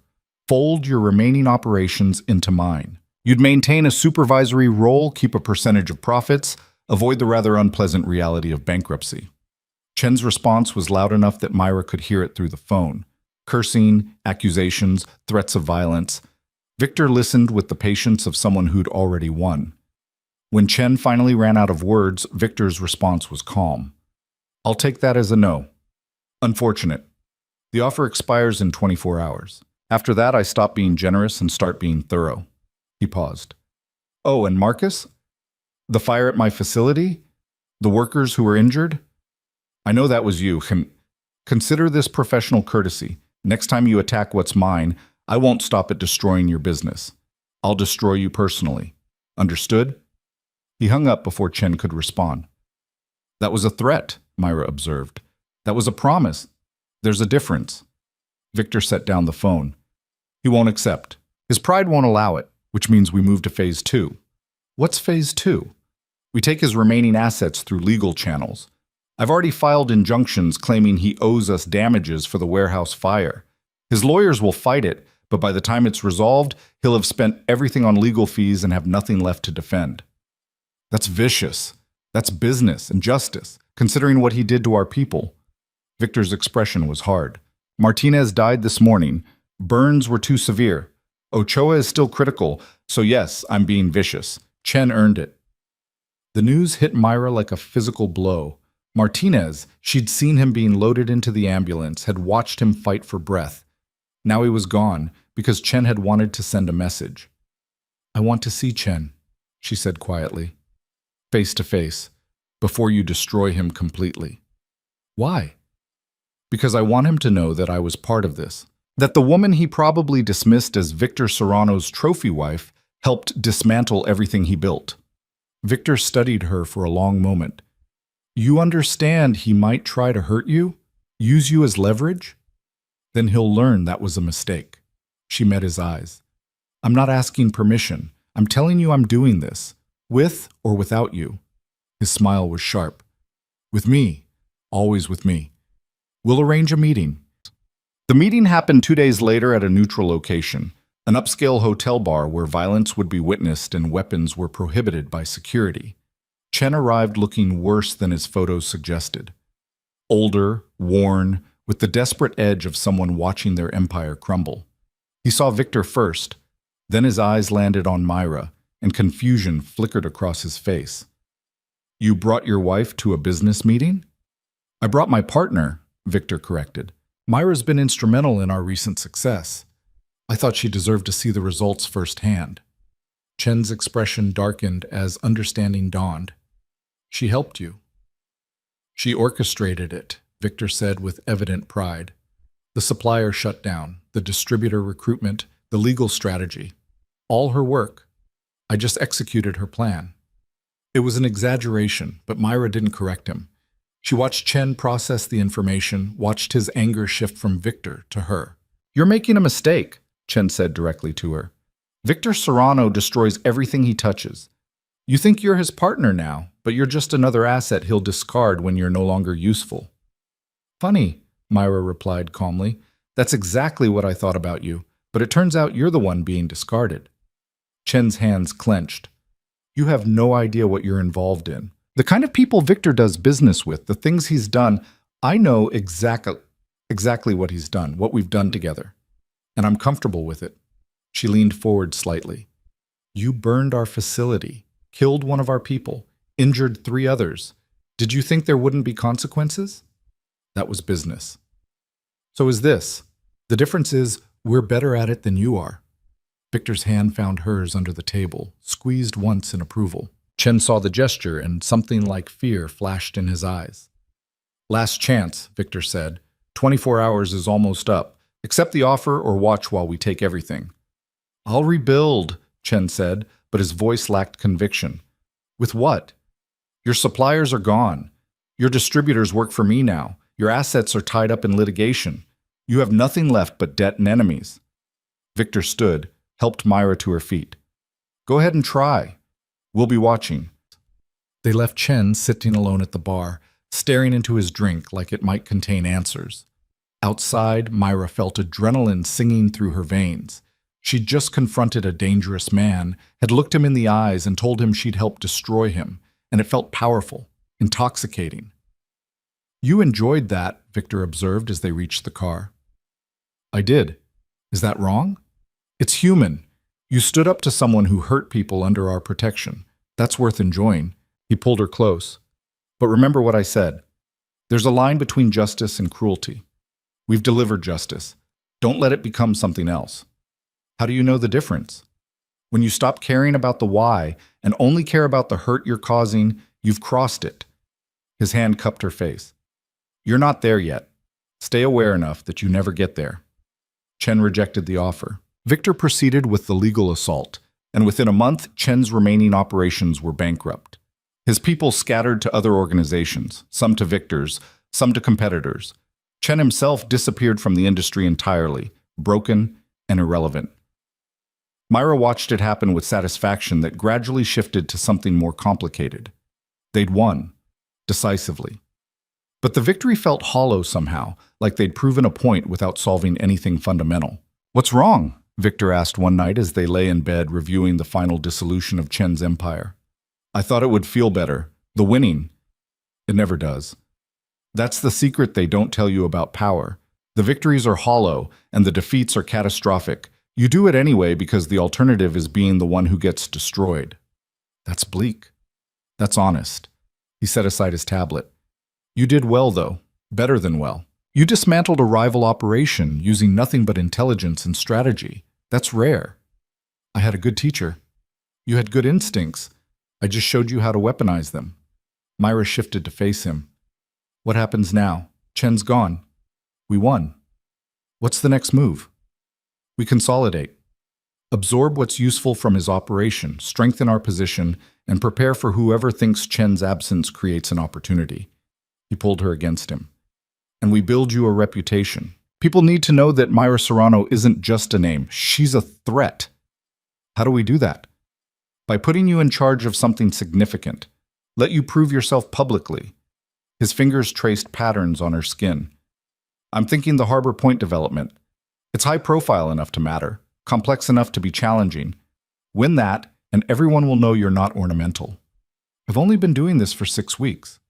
And you've already helped destroy a rival operation. You're ready. What if I'm not? What if I fail? Then we learn from it and move forward. But I don't think you'll fail. His eyes held hers. You're smarter than you give yourself credit for, and you're ruthless enough when necessary. That combination is powerful. I learned it from watching you. You had it already. I just gave you permission to use it. The Harbor Point project consumed the next month. Myra worked 16-hour days learning construction schedules, environmental regulations, community investment requirements, and the complex politics of city development. Victor assigned her a team, lawyers, architects, community liaisons, but made clear the final decisions were hers. If this fails, it fails on your authority, he said. Own it completely. She did. Made decisions that sometimes contradicted her team's recommendations. Negotiated directly with community organizers who wanted to see her fail. Handled city council presentations without Victor's presence to back her up. It was terrifying, exhilarating, proof that she could operate independently in his world and survive. The approval came through on a Thursday. The city council voted 6-3 in favor of Serrano Industries' proposal for Harbor Point. Myra was in the council chambers when they announced it, surrounded by competitors who'd lost and community members who'd fought the development. She kept her expression neutral through the vote, shook hands with council members with appropriate gratitude, and waited until she was in the car before letting the triumph show. Victor was on the phone when she returned to the office, but his eyes found hers immediately. She nodded once, and his expression shifted into satisfaction. I'll call you back, he said, ending the call. Well? We won, 6-3. Construction starts in 6 weeks. He crossed to her, pulled her into a kiss that tasted like victory and pride. You won. This was your project. You gave me the team. You made the decisions. You handled the politics. You earned this. His hands framed her face. How does it feel? Like I can do anything. Good. Remember that feeling. You'll need it. That night, they celebrated privately. Champagne that probably cost more than Myra used to make in a month. Dinner prepared by Victor's personal chef. Sex that felt less like transaction and more like genuine connection between two people who'd chosen each other despite impossible circumstances. Afterward, lying in the darkness with the city lights painting patterns across the ceiling, Myra felt something shift inside her. The girl who'd worn a red dress and believed in romance was completely gone now. In her place was someone harder, sharper, capable of things that would have horrified her 6 weeks ago. "Victor," she said quietly, "thank you." "For what?" "For not sending me away that first night, for seeing something in me worth developing, for making me dangerous instead of keeping me safe." He pulled her closer. "I was selfish. I saw someone with potential and decided to keep her." "I don't think it was selfish. I think you saw someone drowning and threw them a weapon instead of a life preserver. Is that what you needed?" Myra thought about it honestly. Yes, I didn't want to be saved. I wanted to be armed. And now? Now I'm dangerous, just like you promised. His laugh was quiet. "You have no idea. But you will." The statement hung in the air like prophecy. Myra didn't ask what he meant. Didn't need to. She was learning that in Victor's world, threats came from every direction, and survival required constant evolution. She'd evolved from victim to survivor to something sharper. The question was what came next. The answer arrived 3 days later when Elena burst into the office with an expression Myra had never seen before: actual fear. "We have a problem," Elena announced. "Dmitri knows about Myra, and he's coming." Victor's reaction was immediate and controlled in a way that made Myra's stomach drop. He didn't ask questions, didn't demand explanations, just stood and moved to the safe hidden behind a painting of the city skyline, extracting a handgun that he checked with practiced efficiency before sliding it into a shoulder holster. "How long do we have?" he asked Elena. "He landed 2 hours ago, private airfield outside the city. My contact said he brought 8 men with him, all armed, all experienced." Elena's accent thickened with stress. "He called me, said he wants to meet the woman who replaced me in your organization." "It's not about Myra," Victor said. "It's about you. He's using her as bait to draw you out." "I know, that's why I came directly instead of calling. If he has people watching, they saw me enter, he'll expect me to be here." Myra's mind raced through what she knew about Dmitri Volkov.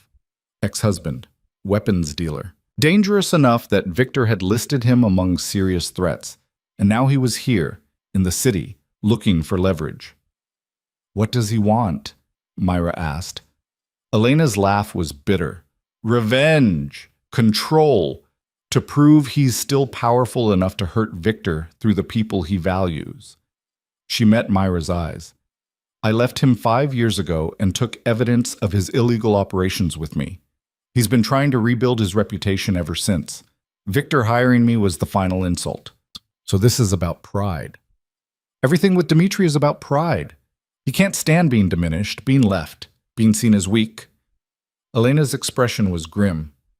"He won't kill you outright. He'll want to use you to negotiate, force Victor to give him something valuable in exchange for your safety."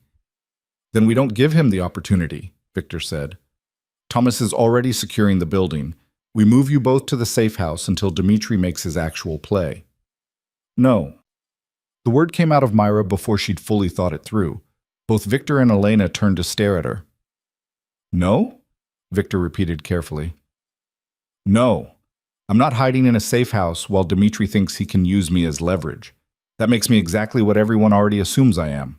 A weakness. A vulnerability." Myra stood, forcing her voice to stay steady. "You said you wanted me to be dangerous, to build a reputation. Running and hiding doesn't accomplish that." "Being dead accomplishes even less," Victor said flatly. "I'm not planning to be dead. I'm planning to handle this." She looked at Elena. "You said he wants to meet me, so let him. On our terms, in a place we control, with advantages he doesn't expect." Victor's jaw tightened. "Absolutely not. Dmitri is not Marcus Chen. He doesn't play corporate games. He kills people when they inconvenience him. Then we make sure we're more dangerous than inconvenient." Myra moved to the desk, pulled up the files Victor had shown her weeks ago, found Dmitri's profile, and studied it with new eyes. "He's arrogant, thinks women are either possessions or tools.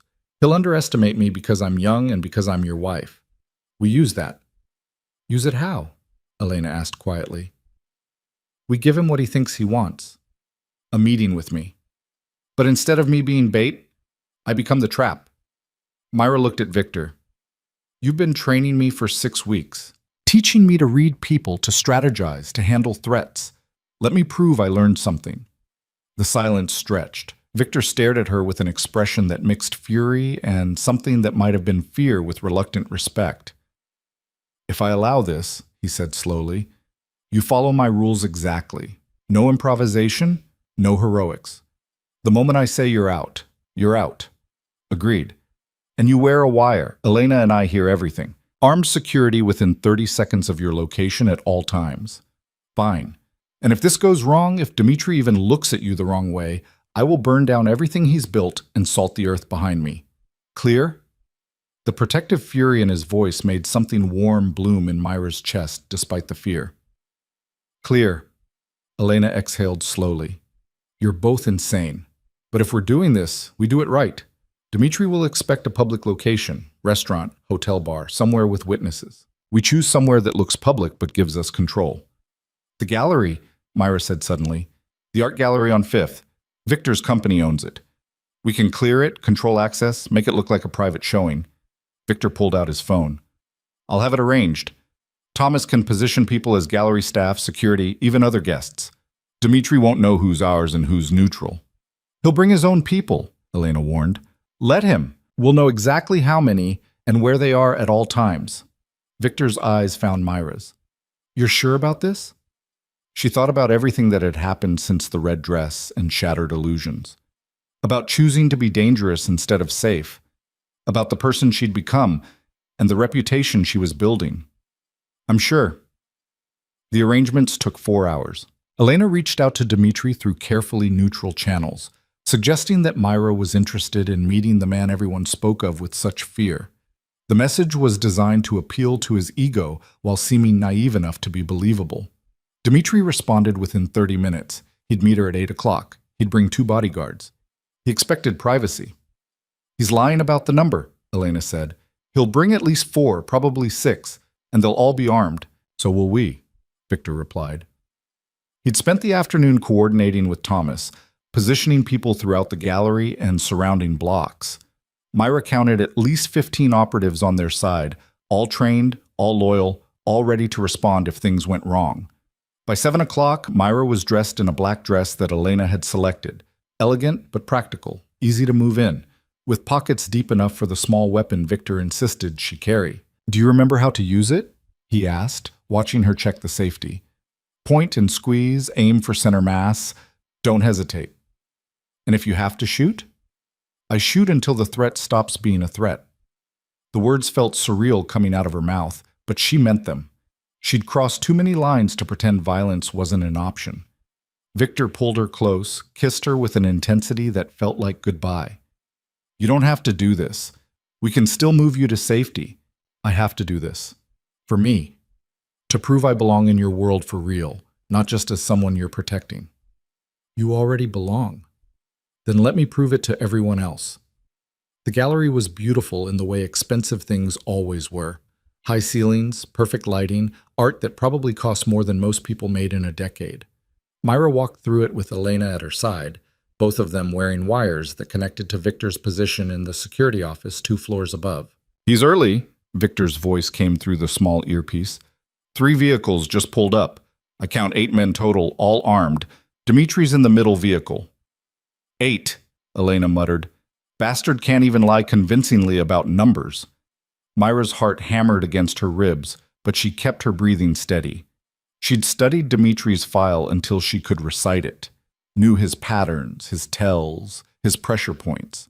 The question was whether theory would translate to practice. The gallery doors opened. Dmitri Volkov entered like he owned the space, flanked by men who looked ex-military and moved like violence was always their first option. He was handsome in a brutal way, sharp features, cold eyes, expensive suit that couldn't quite hide the predator underneath. His gaze swept the gallery, catalogued the 2 women standing near a sculpture worth 7 figures, and landed on Myra with calculating interest. Mrs. Serrano, he said, accent making the name sound like an insult. How kind of you to agree to meet. Mr. Volkov, your reputation precedes you. As does yours, though it's much newer. He moved closer, and his bodyguards fanned out with practiced efficiency. Victor Serrano's child bride? The waitress who somehow convinced a ruthless businessman to marry her. I admit, I'm curious how you managed it. The same way any successful negotiation happens. I offered something he wanted. And what was that? Your youth? Your innocence? His smile was cruel. Or perhaps just your willingness to overlook the bodies he's buried to build his empire? Perhaps my ability to help him bury more. Myra kept her voice calm, channeling every lesson Elena and Victor had drilled into her. Was there a point to this meeting, Mr. Volkov? Or did you just want to insult me in person? Dmitri's expression shifted into something darker. Direct. I appreciate that. So I'll be equally direct. I want Elena returned to me. She took something when she left. Information, documents, evidence that could damage my business. Victor refuses to negotiate. But perhaps you're more reasonable. Elena doesn't belong to anyone. She works for us because she chooses to. She works for you because Victor offered her protection from me. Remove that protection, and she'll have no choice but to return. Myra glanced at Elena, who stood absolutely still, face carefully blank. But Myra could see the tension in her shoulders, the way her hand hovered near her own concealed weapon. What makes you think I have the authority to remove Victor's protection from anyone? Myra asked. Because you're his wife, his weakness. Dmitri moved closer, and Myra fought the urge to step back. He values you, which means you have leverage. Convince him to return Elena, and everyone walks away intact. And if I refuse, then I take what I want anyway, starting with you. It wasn't a bluff. Myra could see it in his eyes, in the way his bodyguard shifted position, in the tension suddenly saturating the air. That would be a mistake, she said quietly. Would it? You're one woman surrounded by my men. Victor's security can't reach you fast enough to matter. Elena is skilled, but outnumbered. The mathematics are simple. The mathematics assume I'm helpless. That's your first error. Dmitri laughed. You've had what, 6 weeks of training? You think that makes you dangerous? I think underestimating me makes you stupid. There's a difference. His hand moved fast, reaching for her arm, probably intending to restrain her as leverage. But Myra had spent weeks training with James for exactly this scenario. She shifted, redirected his momentum, and used his own force to put him off balance. The gallery erupted. Dmitri's men drew weapons. Elena moved with lethal grace, disarming the nearest bodyguard and using his own gun against another. Victor's operatives revealed themselves, gallery staff pulling weapons, security dropping the pretense of neutrality, 3 men appearing from what had seemed like empty rooms. Myra didn't think, just reacted. Pulled her weapon and pointed it at Dmitri's chest as he recovered his balance. Don't, she said simply. He froze. Not because of the gun. Myra could see in his eyes that he didn't fully believe she'd shoot, but because the gallery was now filled with at least 12 armed people, all aimed at his men, all clearly on Victor's payroll. The mathematics changed, Myra continued. You're outnumbered, outmaneuvered, and out of options. So here's my counteroffer. You leave the city tonight. You forget about Elena. You forget about using me as leverage. And in exchange, you get to walk out of here alive. Victor won't let this stand. He'll come for me eventually. Victor doesn't need to. I just proved I can handle you myself. She didn't lower the weapon. Last chance. Take the offer or we find out if I'm willing to shoot. Dmitri's eyes flickered to Elena, to the armed operatives, to the impossible situation he'd walked into. His pride wanted him to fight, but survival instinct won. This isn't over, he said. Yes, it is. You just don't want to admit it. Myra gestured with the gun. Walk away, Dmitri, while you still can. He stared at her for one more long moment, then turned and walked toward the exit, his men following with weapons still drawn but no longer aimed. The gallery doors closed behind them, and the tension held for 3 more heartbeats before shattering. Myra's hands started shaking. She lowered the weapon carefully, engaged the safety like Victor had taught her, and tried to process what had just happened. Elena grabbed her shoulders. Are you insane? You could have been killed. But I wasn't. We controlled the situation exactly like we planned. Plans go wrong. Dmitri could have shot you before we reacted. But he didn't. Because he underestimated me just like you said he would. Myra looked at the woman who'd trained her, who'd turned her from naive waitress into someone capable of facing down weapons dealers. I learned from the best. Victor appeared from the security office, taking the stairs 3 at a time. He crossed the gallery in long strides and pulled Myra into an embrace that felt like he was confirming she was real and alive. "Don't ever do that again," he said against her hair. "Do what?" "Exactly what we planned."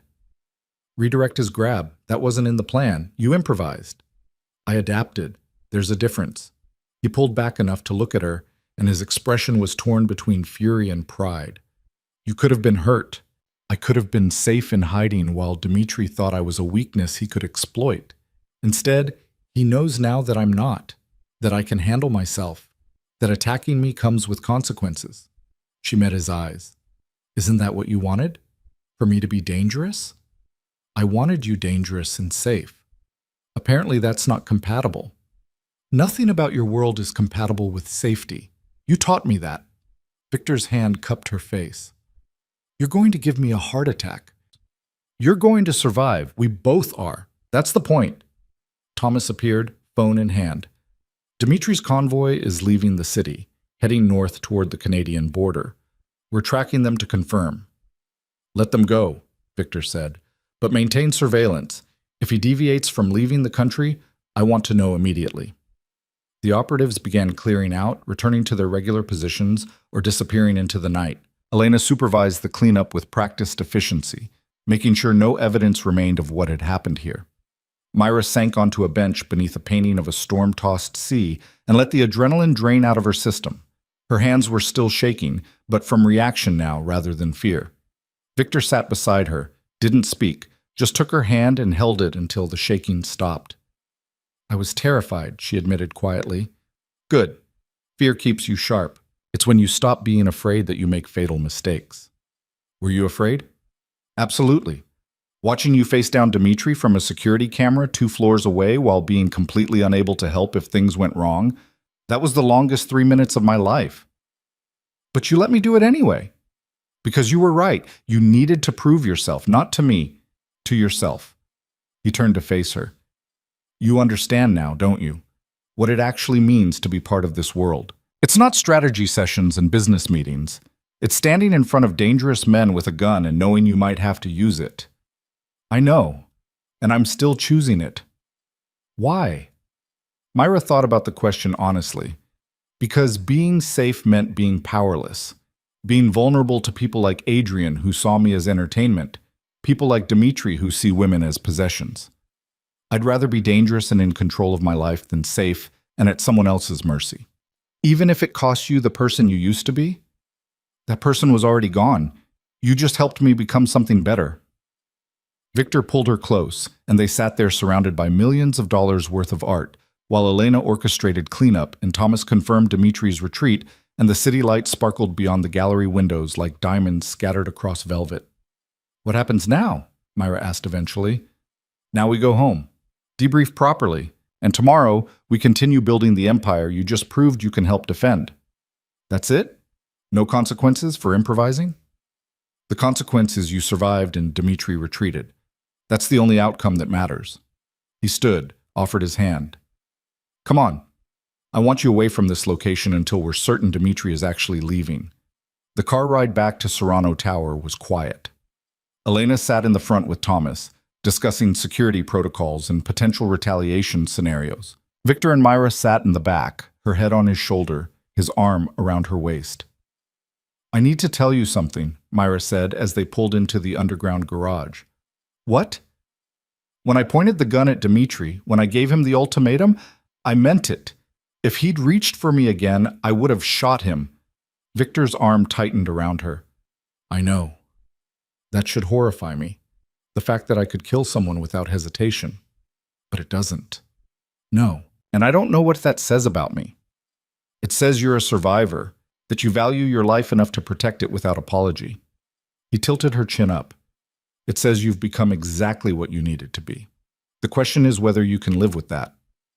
Myra thought about Martinez dying from burns Chen had inflicted, about the workers who'd been injured, about the casual violence that permeated this world, about the choices she'd made that led her here.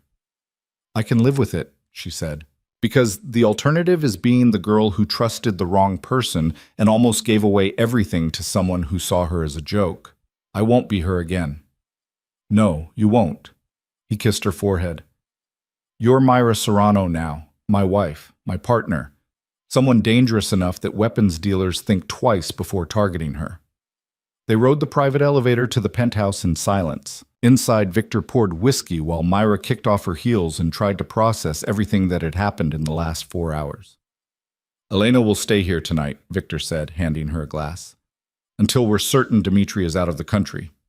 Is she okay? Seeing him again? Elena is stronger than she looks. Leaving Dmitri nearly killed her, but she survived it. Tonight was just confirmation that she made the right choice. Myra sipped the whiskey and felt it burn warmth through her system. Victor? Yes? When you first offered me this arrangement, you said you wanted to see if I'd survive becoming part of your world or break trying. Do you have your answer now? He moved to where she stood by the windows overlooking the city that felt increasingly like territory they controlled together. His hand settled on her waist, familiar and possessive. I have my answer. You're not just surviving. You're thriving, becoming something more dangerous than I anticipated and more valuable than I calculated. Is that good or bad? It's complicated. You were supposed to be a convenient solution to social problems and a weapon I pointed at enemies. Instead, you've become, he paused, searching for words, someone I actually trust. Someone I want beside me, not because it's strategic, but because you make this empire feel like something worth building instead of just maintaining. The admission hung between them, more vulnerable than anything he'd said before. I didn't expect to care about you, Myra said quietly. This was supposed to be survival, protection in exchange for partnership. But somewhere between the training and the business meetings and facing down your enemies, it became something else. What did it become? Real. Whatever this is between us, it's not pretend anymore. Victor's expression was unreadable in the low light. Are you saying you love me? I'm saying I choose you, every day. Not because I'm trapped or grateful or scared of the alternative. Because you gave me the tools to become powerful and trusted me to use them. Because you see me as a partner instead of a possession. She met his eyes. Is that love? I don't know. But it's real and it matters, and I'm not walking away from it. He kissed her then, and it felt different from all the other times. Less calculated, less controlled. Just two people who'd built something unexpected from a foundation of revenge and practicality. When they finally separated, Victor rested his forehead against hers.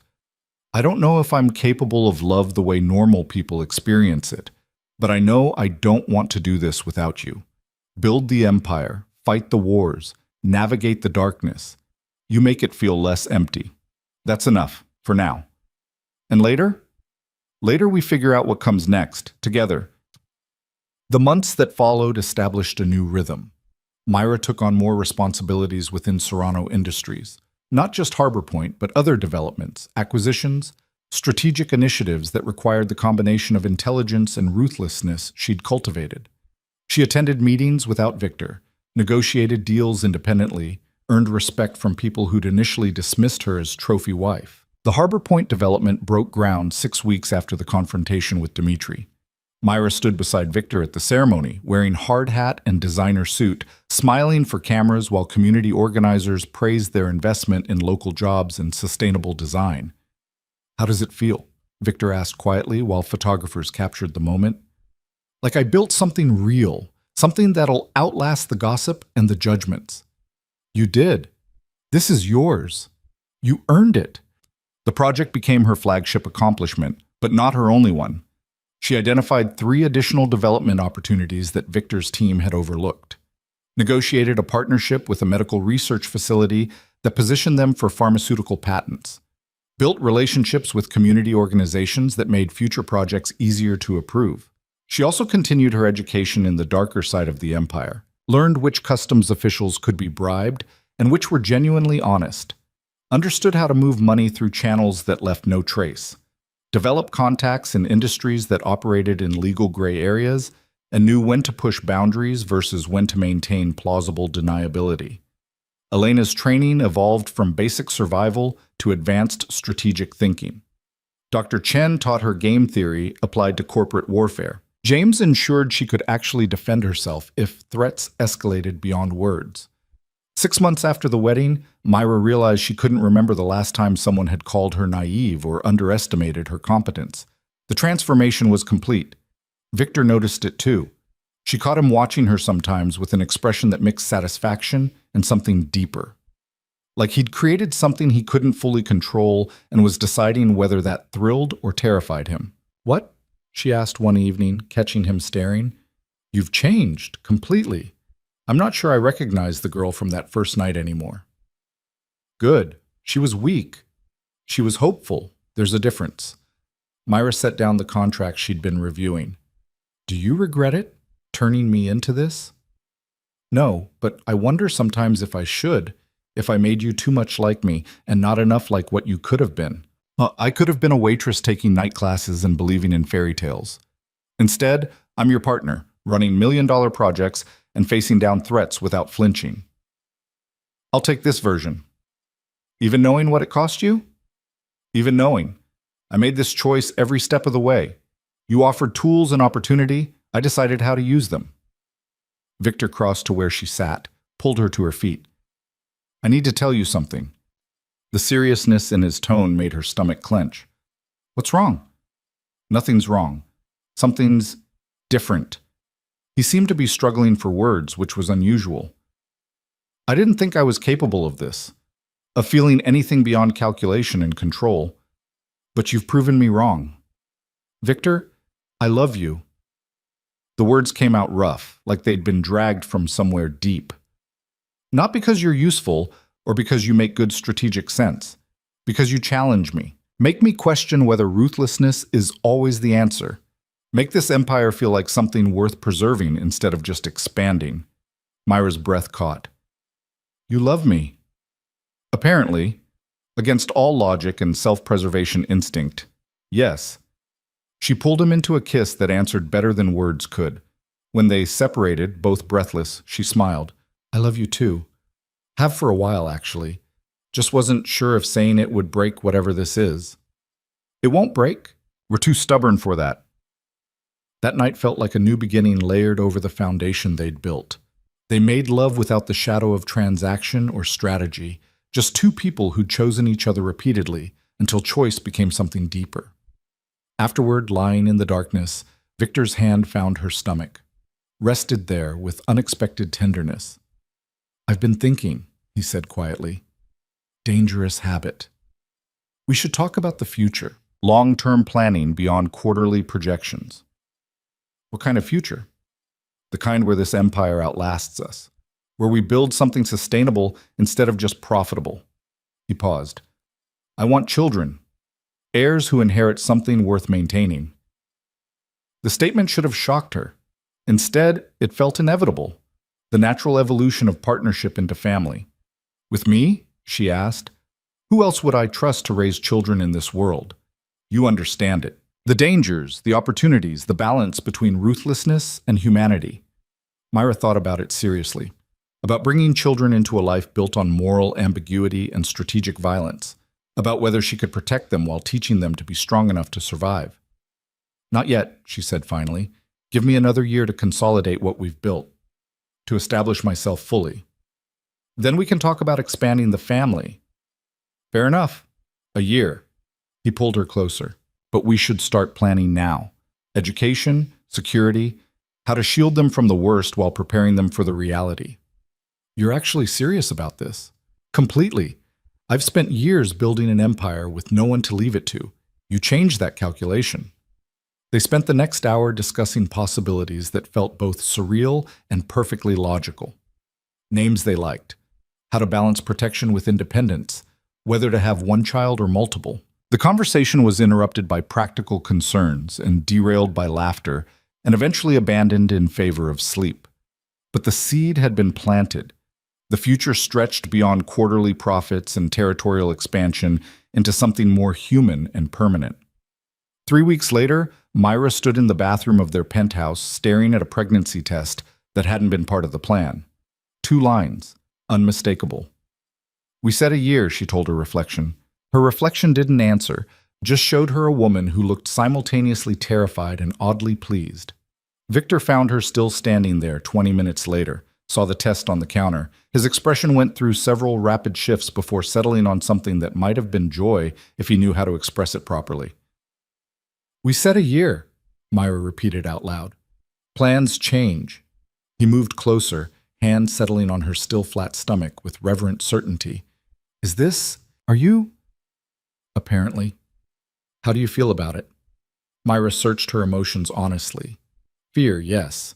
Uncertainty about bringing a child into their complicated world. But underneath that, something warm and surprisingly certain. I feel like we just made this real in a way that can't be undone. No more pretending this is temporary or strategic. We're building a family.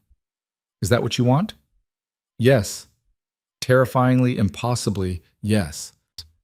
Victor kissed her with a gentleness that contradicted everything she knew about him. Then we do this right.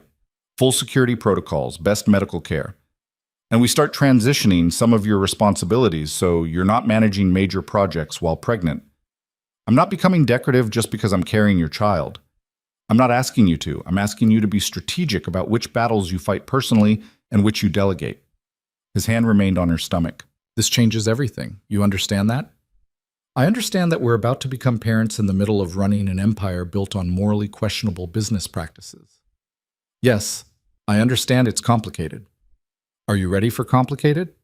I married you, didn't I? I've been ready for complicated since the night I walked into your office in a red dress looking for revenge. He laughed, the sound rare enough to be precious.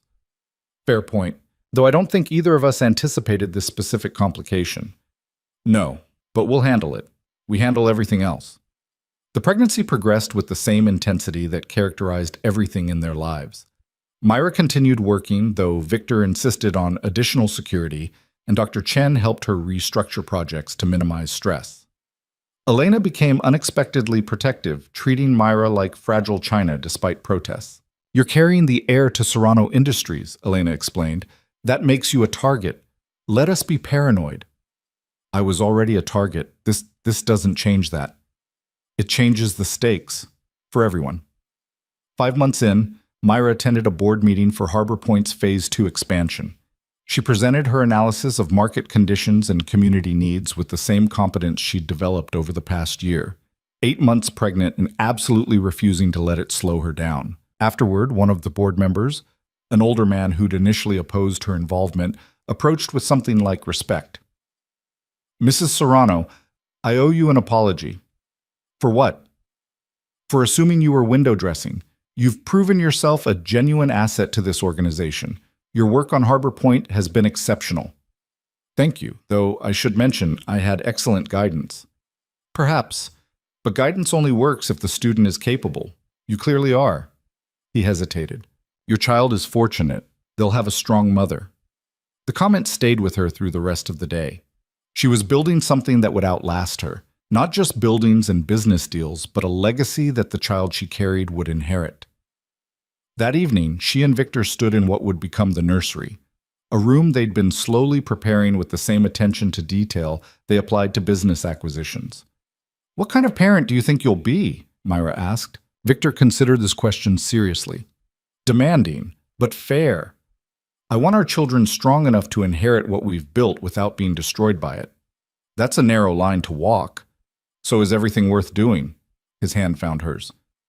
What about you? I want them to have choices I didn't, to know they're loved unconditionally while also understanding that power requires responsibility. She paused. And I want them to know their mother wasn't always like this, that she chose to become dangerous because being safe meant being powerless. You'll tell them about Adrian, about how we actually met? When they're old enough to understand.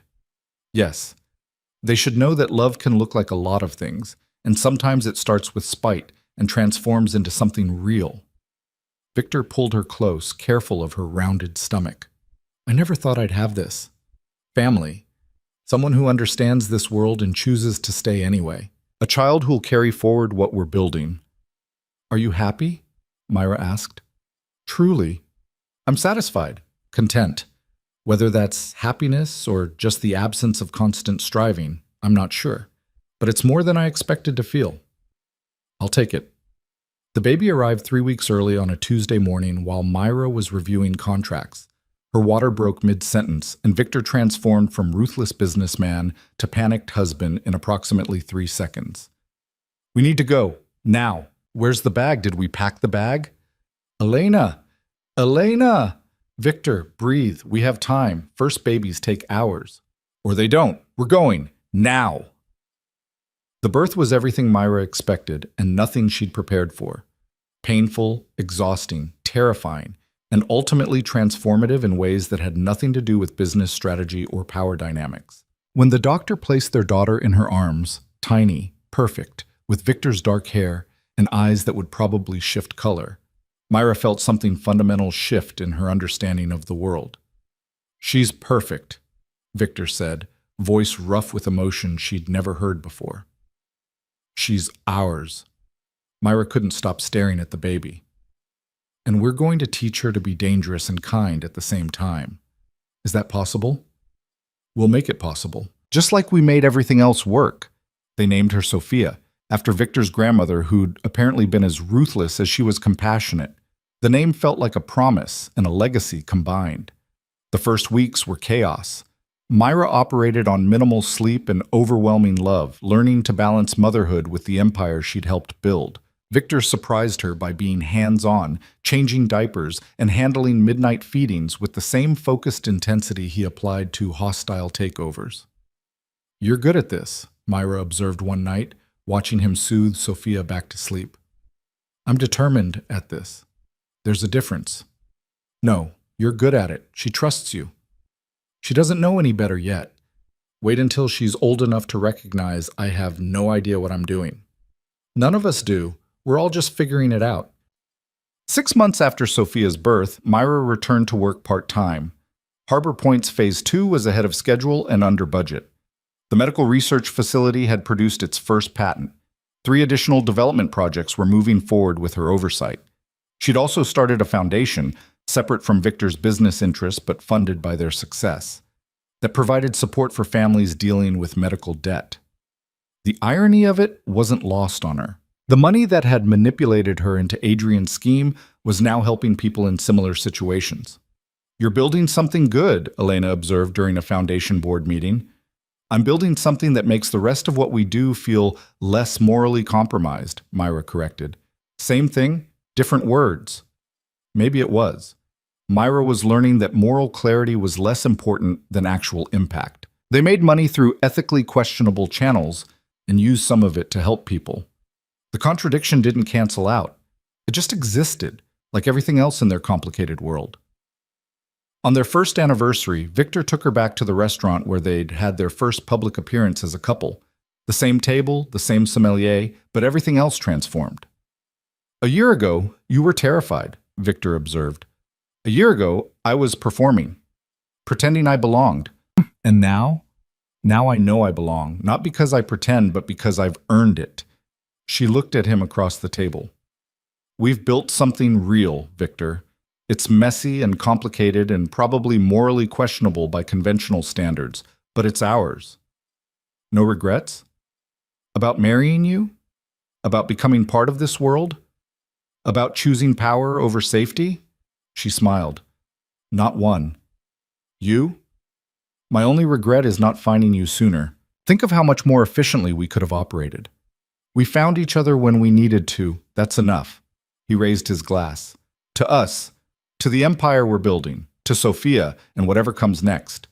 Myra touched her glass to his. To becoming dangerous together and making it look like love. It is love, just not the kind they write songs about. Better, it's the kind that survives. one more shade. 2 years later, Myra stood at the opening ceremony for the Harbor Point development's final phase. The community center was named after Martinez, the worker who died in Chen's attack. The medical clinic offered free services to underserved populations. The commercial spaces housed locally owned businesses alongside corporate tenants. It was exactly what she'd envisioned when she first took on the project. Proof that power could build something worthwhile instead of just consuming and destroying. Victor stood beside her with Sophia in his arms. now a toddler who'd inherited her mother's determination and her father's intensity. The cameras captured them as a family, powerful, successful, the kind of dynasty that inspired both admiration and envy. "How does it feel?" Victor asked as they cut the ribbon. "Like I finally understand what you meant, about building something that outlasts us. This is your legacy, Sophia's inheritance, something good built from everything we are." Myra looked at the development, at their daughter, at the man who'd given her weapons instead of rescue and trusted her to use them wisely. "I thought I was broken that night, when I heard Adrian's betrayal, like something fundamental had shattered that couldn't be repaired." "What do you think now?" "That I wasn't broken. I was breaking free, from illusions about how the world works, from believing safety was the same as strength." She met his eyes. "You didn't break me. You helped me break through to who I actually was underneath all the conditioning to be soft and grateful and small." "And who are you?" "Myra Serrano, your wife, your partner, Sophia's mother. Someone powerful enough to build empires and ruthless enough to defend them. Someone who chose to be dangerous because being safe meant being powerless. That's who you've always been. I just gave you permission to acknowledge it. No, you gave me tools and opportunity and enough trust to become it. There's a difference." Sophia chose that moment to demand attention, reaching for the ribbon with determined hands. They laughed and let her help cut it, creating a photo opportunity that would appear in tomorrow's papers under headlines about family dynasties and community investment. Later, back at the penthouse after Sophia was asleep, Victor and Myra stood at the windows overlooking the city they'd claimed as their kingdom. "I've been thinking about expansion," Victor said. "International markets, Asia, Europe, South America. Ambitious. We're running out of territory here. Time to grow. We have Sophia to consider now. Expanding internationally means more time away, more risks. It also means more opportunity. A bigger empire for her to inherit. And you'd be leading the expansion." Myra turned to look at him. "Me? You've proven yourself more than capable. Harbor Point was just the beginning. I want to see what you can build when you're not limited by my shadow. I'm not ready to operate completely independently. You're more ready than you think, and I'll still be here. Partner, not supervisor." He pulled her close. "What do you say? Ready to conquer new territory?" Myra thought about the girl in the red dress, about 6 months of believing in fairy tales that never existed, about the choice to be dangerous instead of safe. "Yes," she said, "let's build something bigger." Because that's what they did. Built empires from spite and strategy, and something that looked enough like love to be real. Raised a daughter who would inherit not just wealth, but the knowledge that power required responsibility and strength came from choosing to be dangerous when the world demanded softness. The red dress still hung in Myra's closet. She'd kept it as a reminder of who she'd been and how far she'd traveled. Sometimes she took it out and remembered the girl who'd believed in romance and gratitude and the idea that being good would protect her. That girl was gone. In her place stood someone harder, sharper, capable of things that would have horrified her younger self. But she'd chosen this transformation, every step of the way, chosen power over safety, strategy over innocence, partnership over protection. And standing in the penthouse that represented everything she'd become, with her daughter asleep down the hall and her husband planning their next conquest, Myra Vale Serrano understood that she'd never been broken. She'd been breaking free, and she'd finally learned to fly.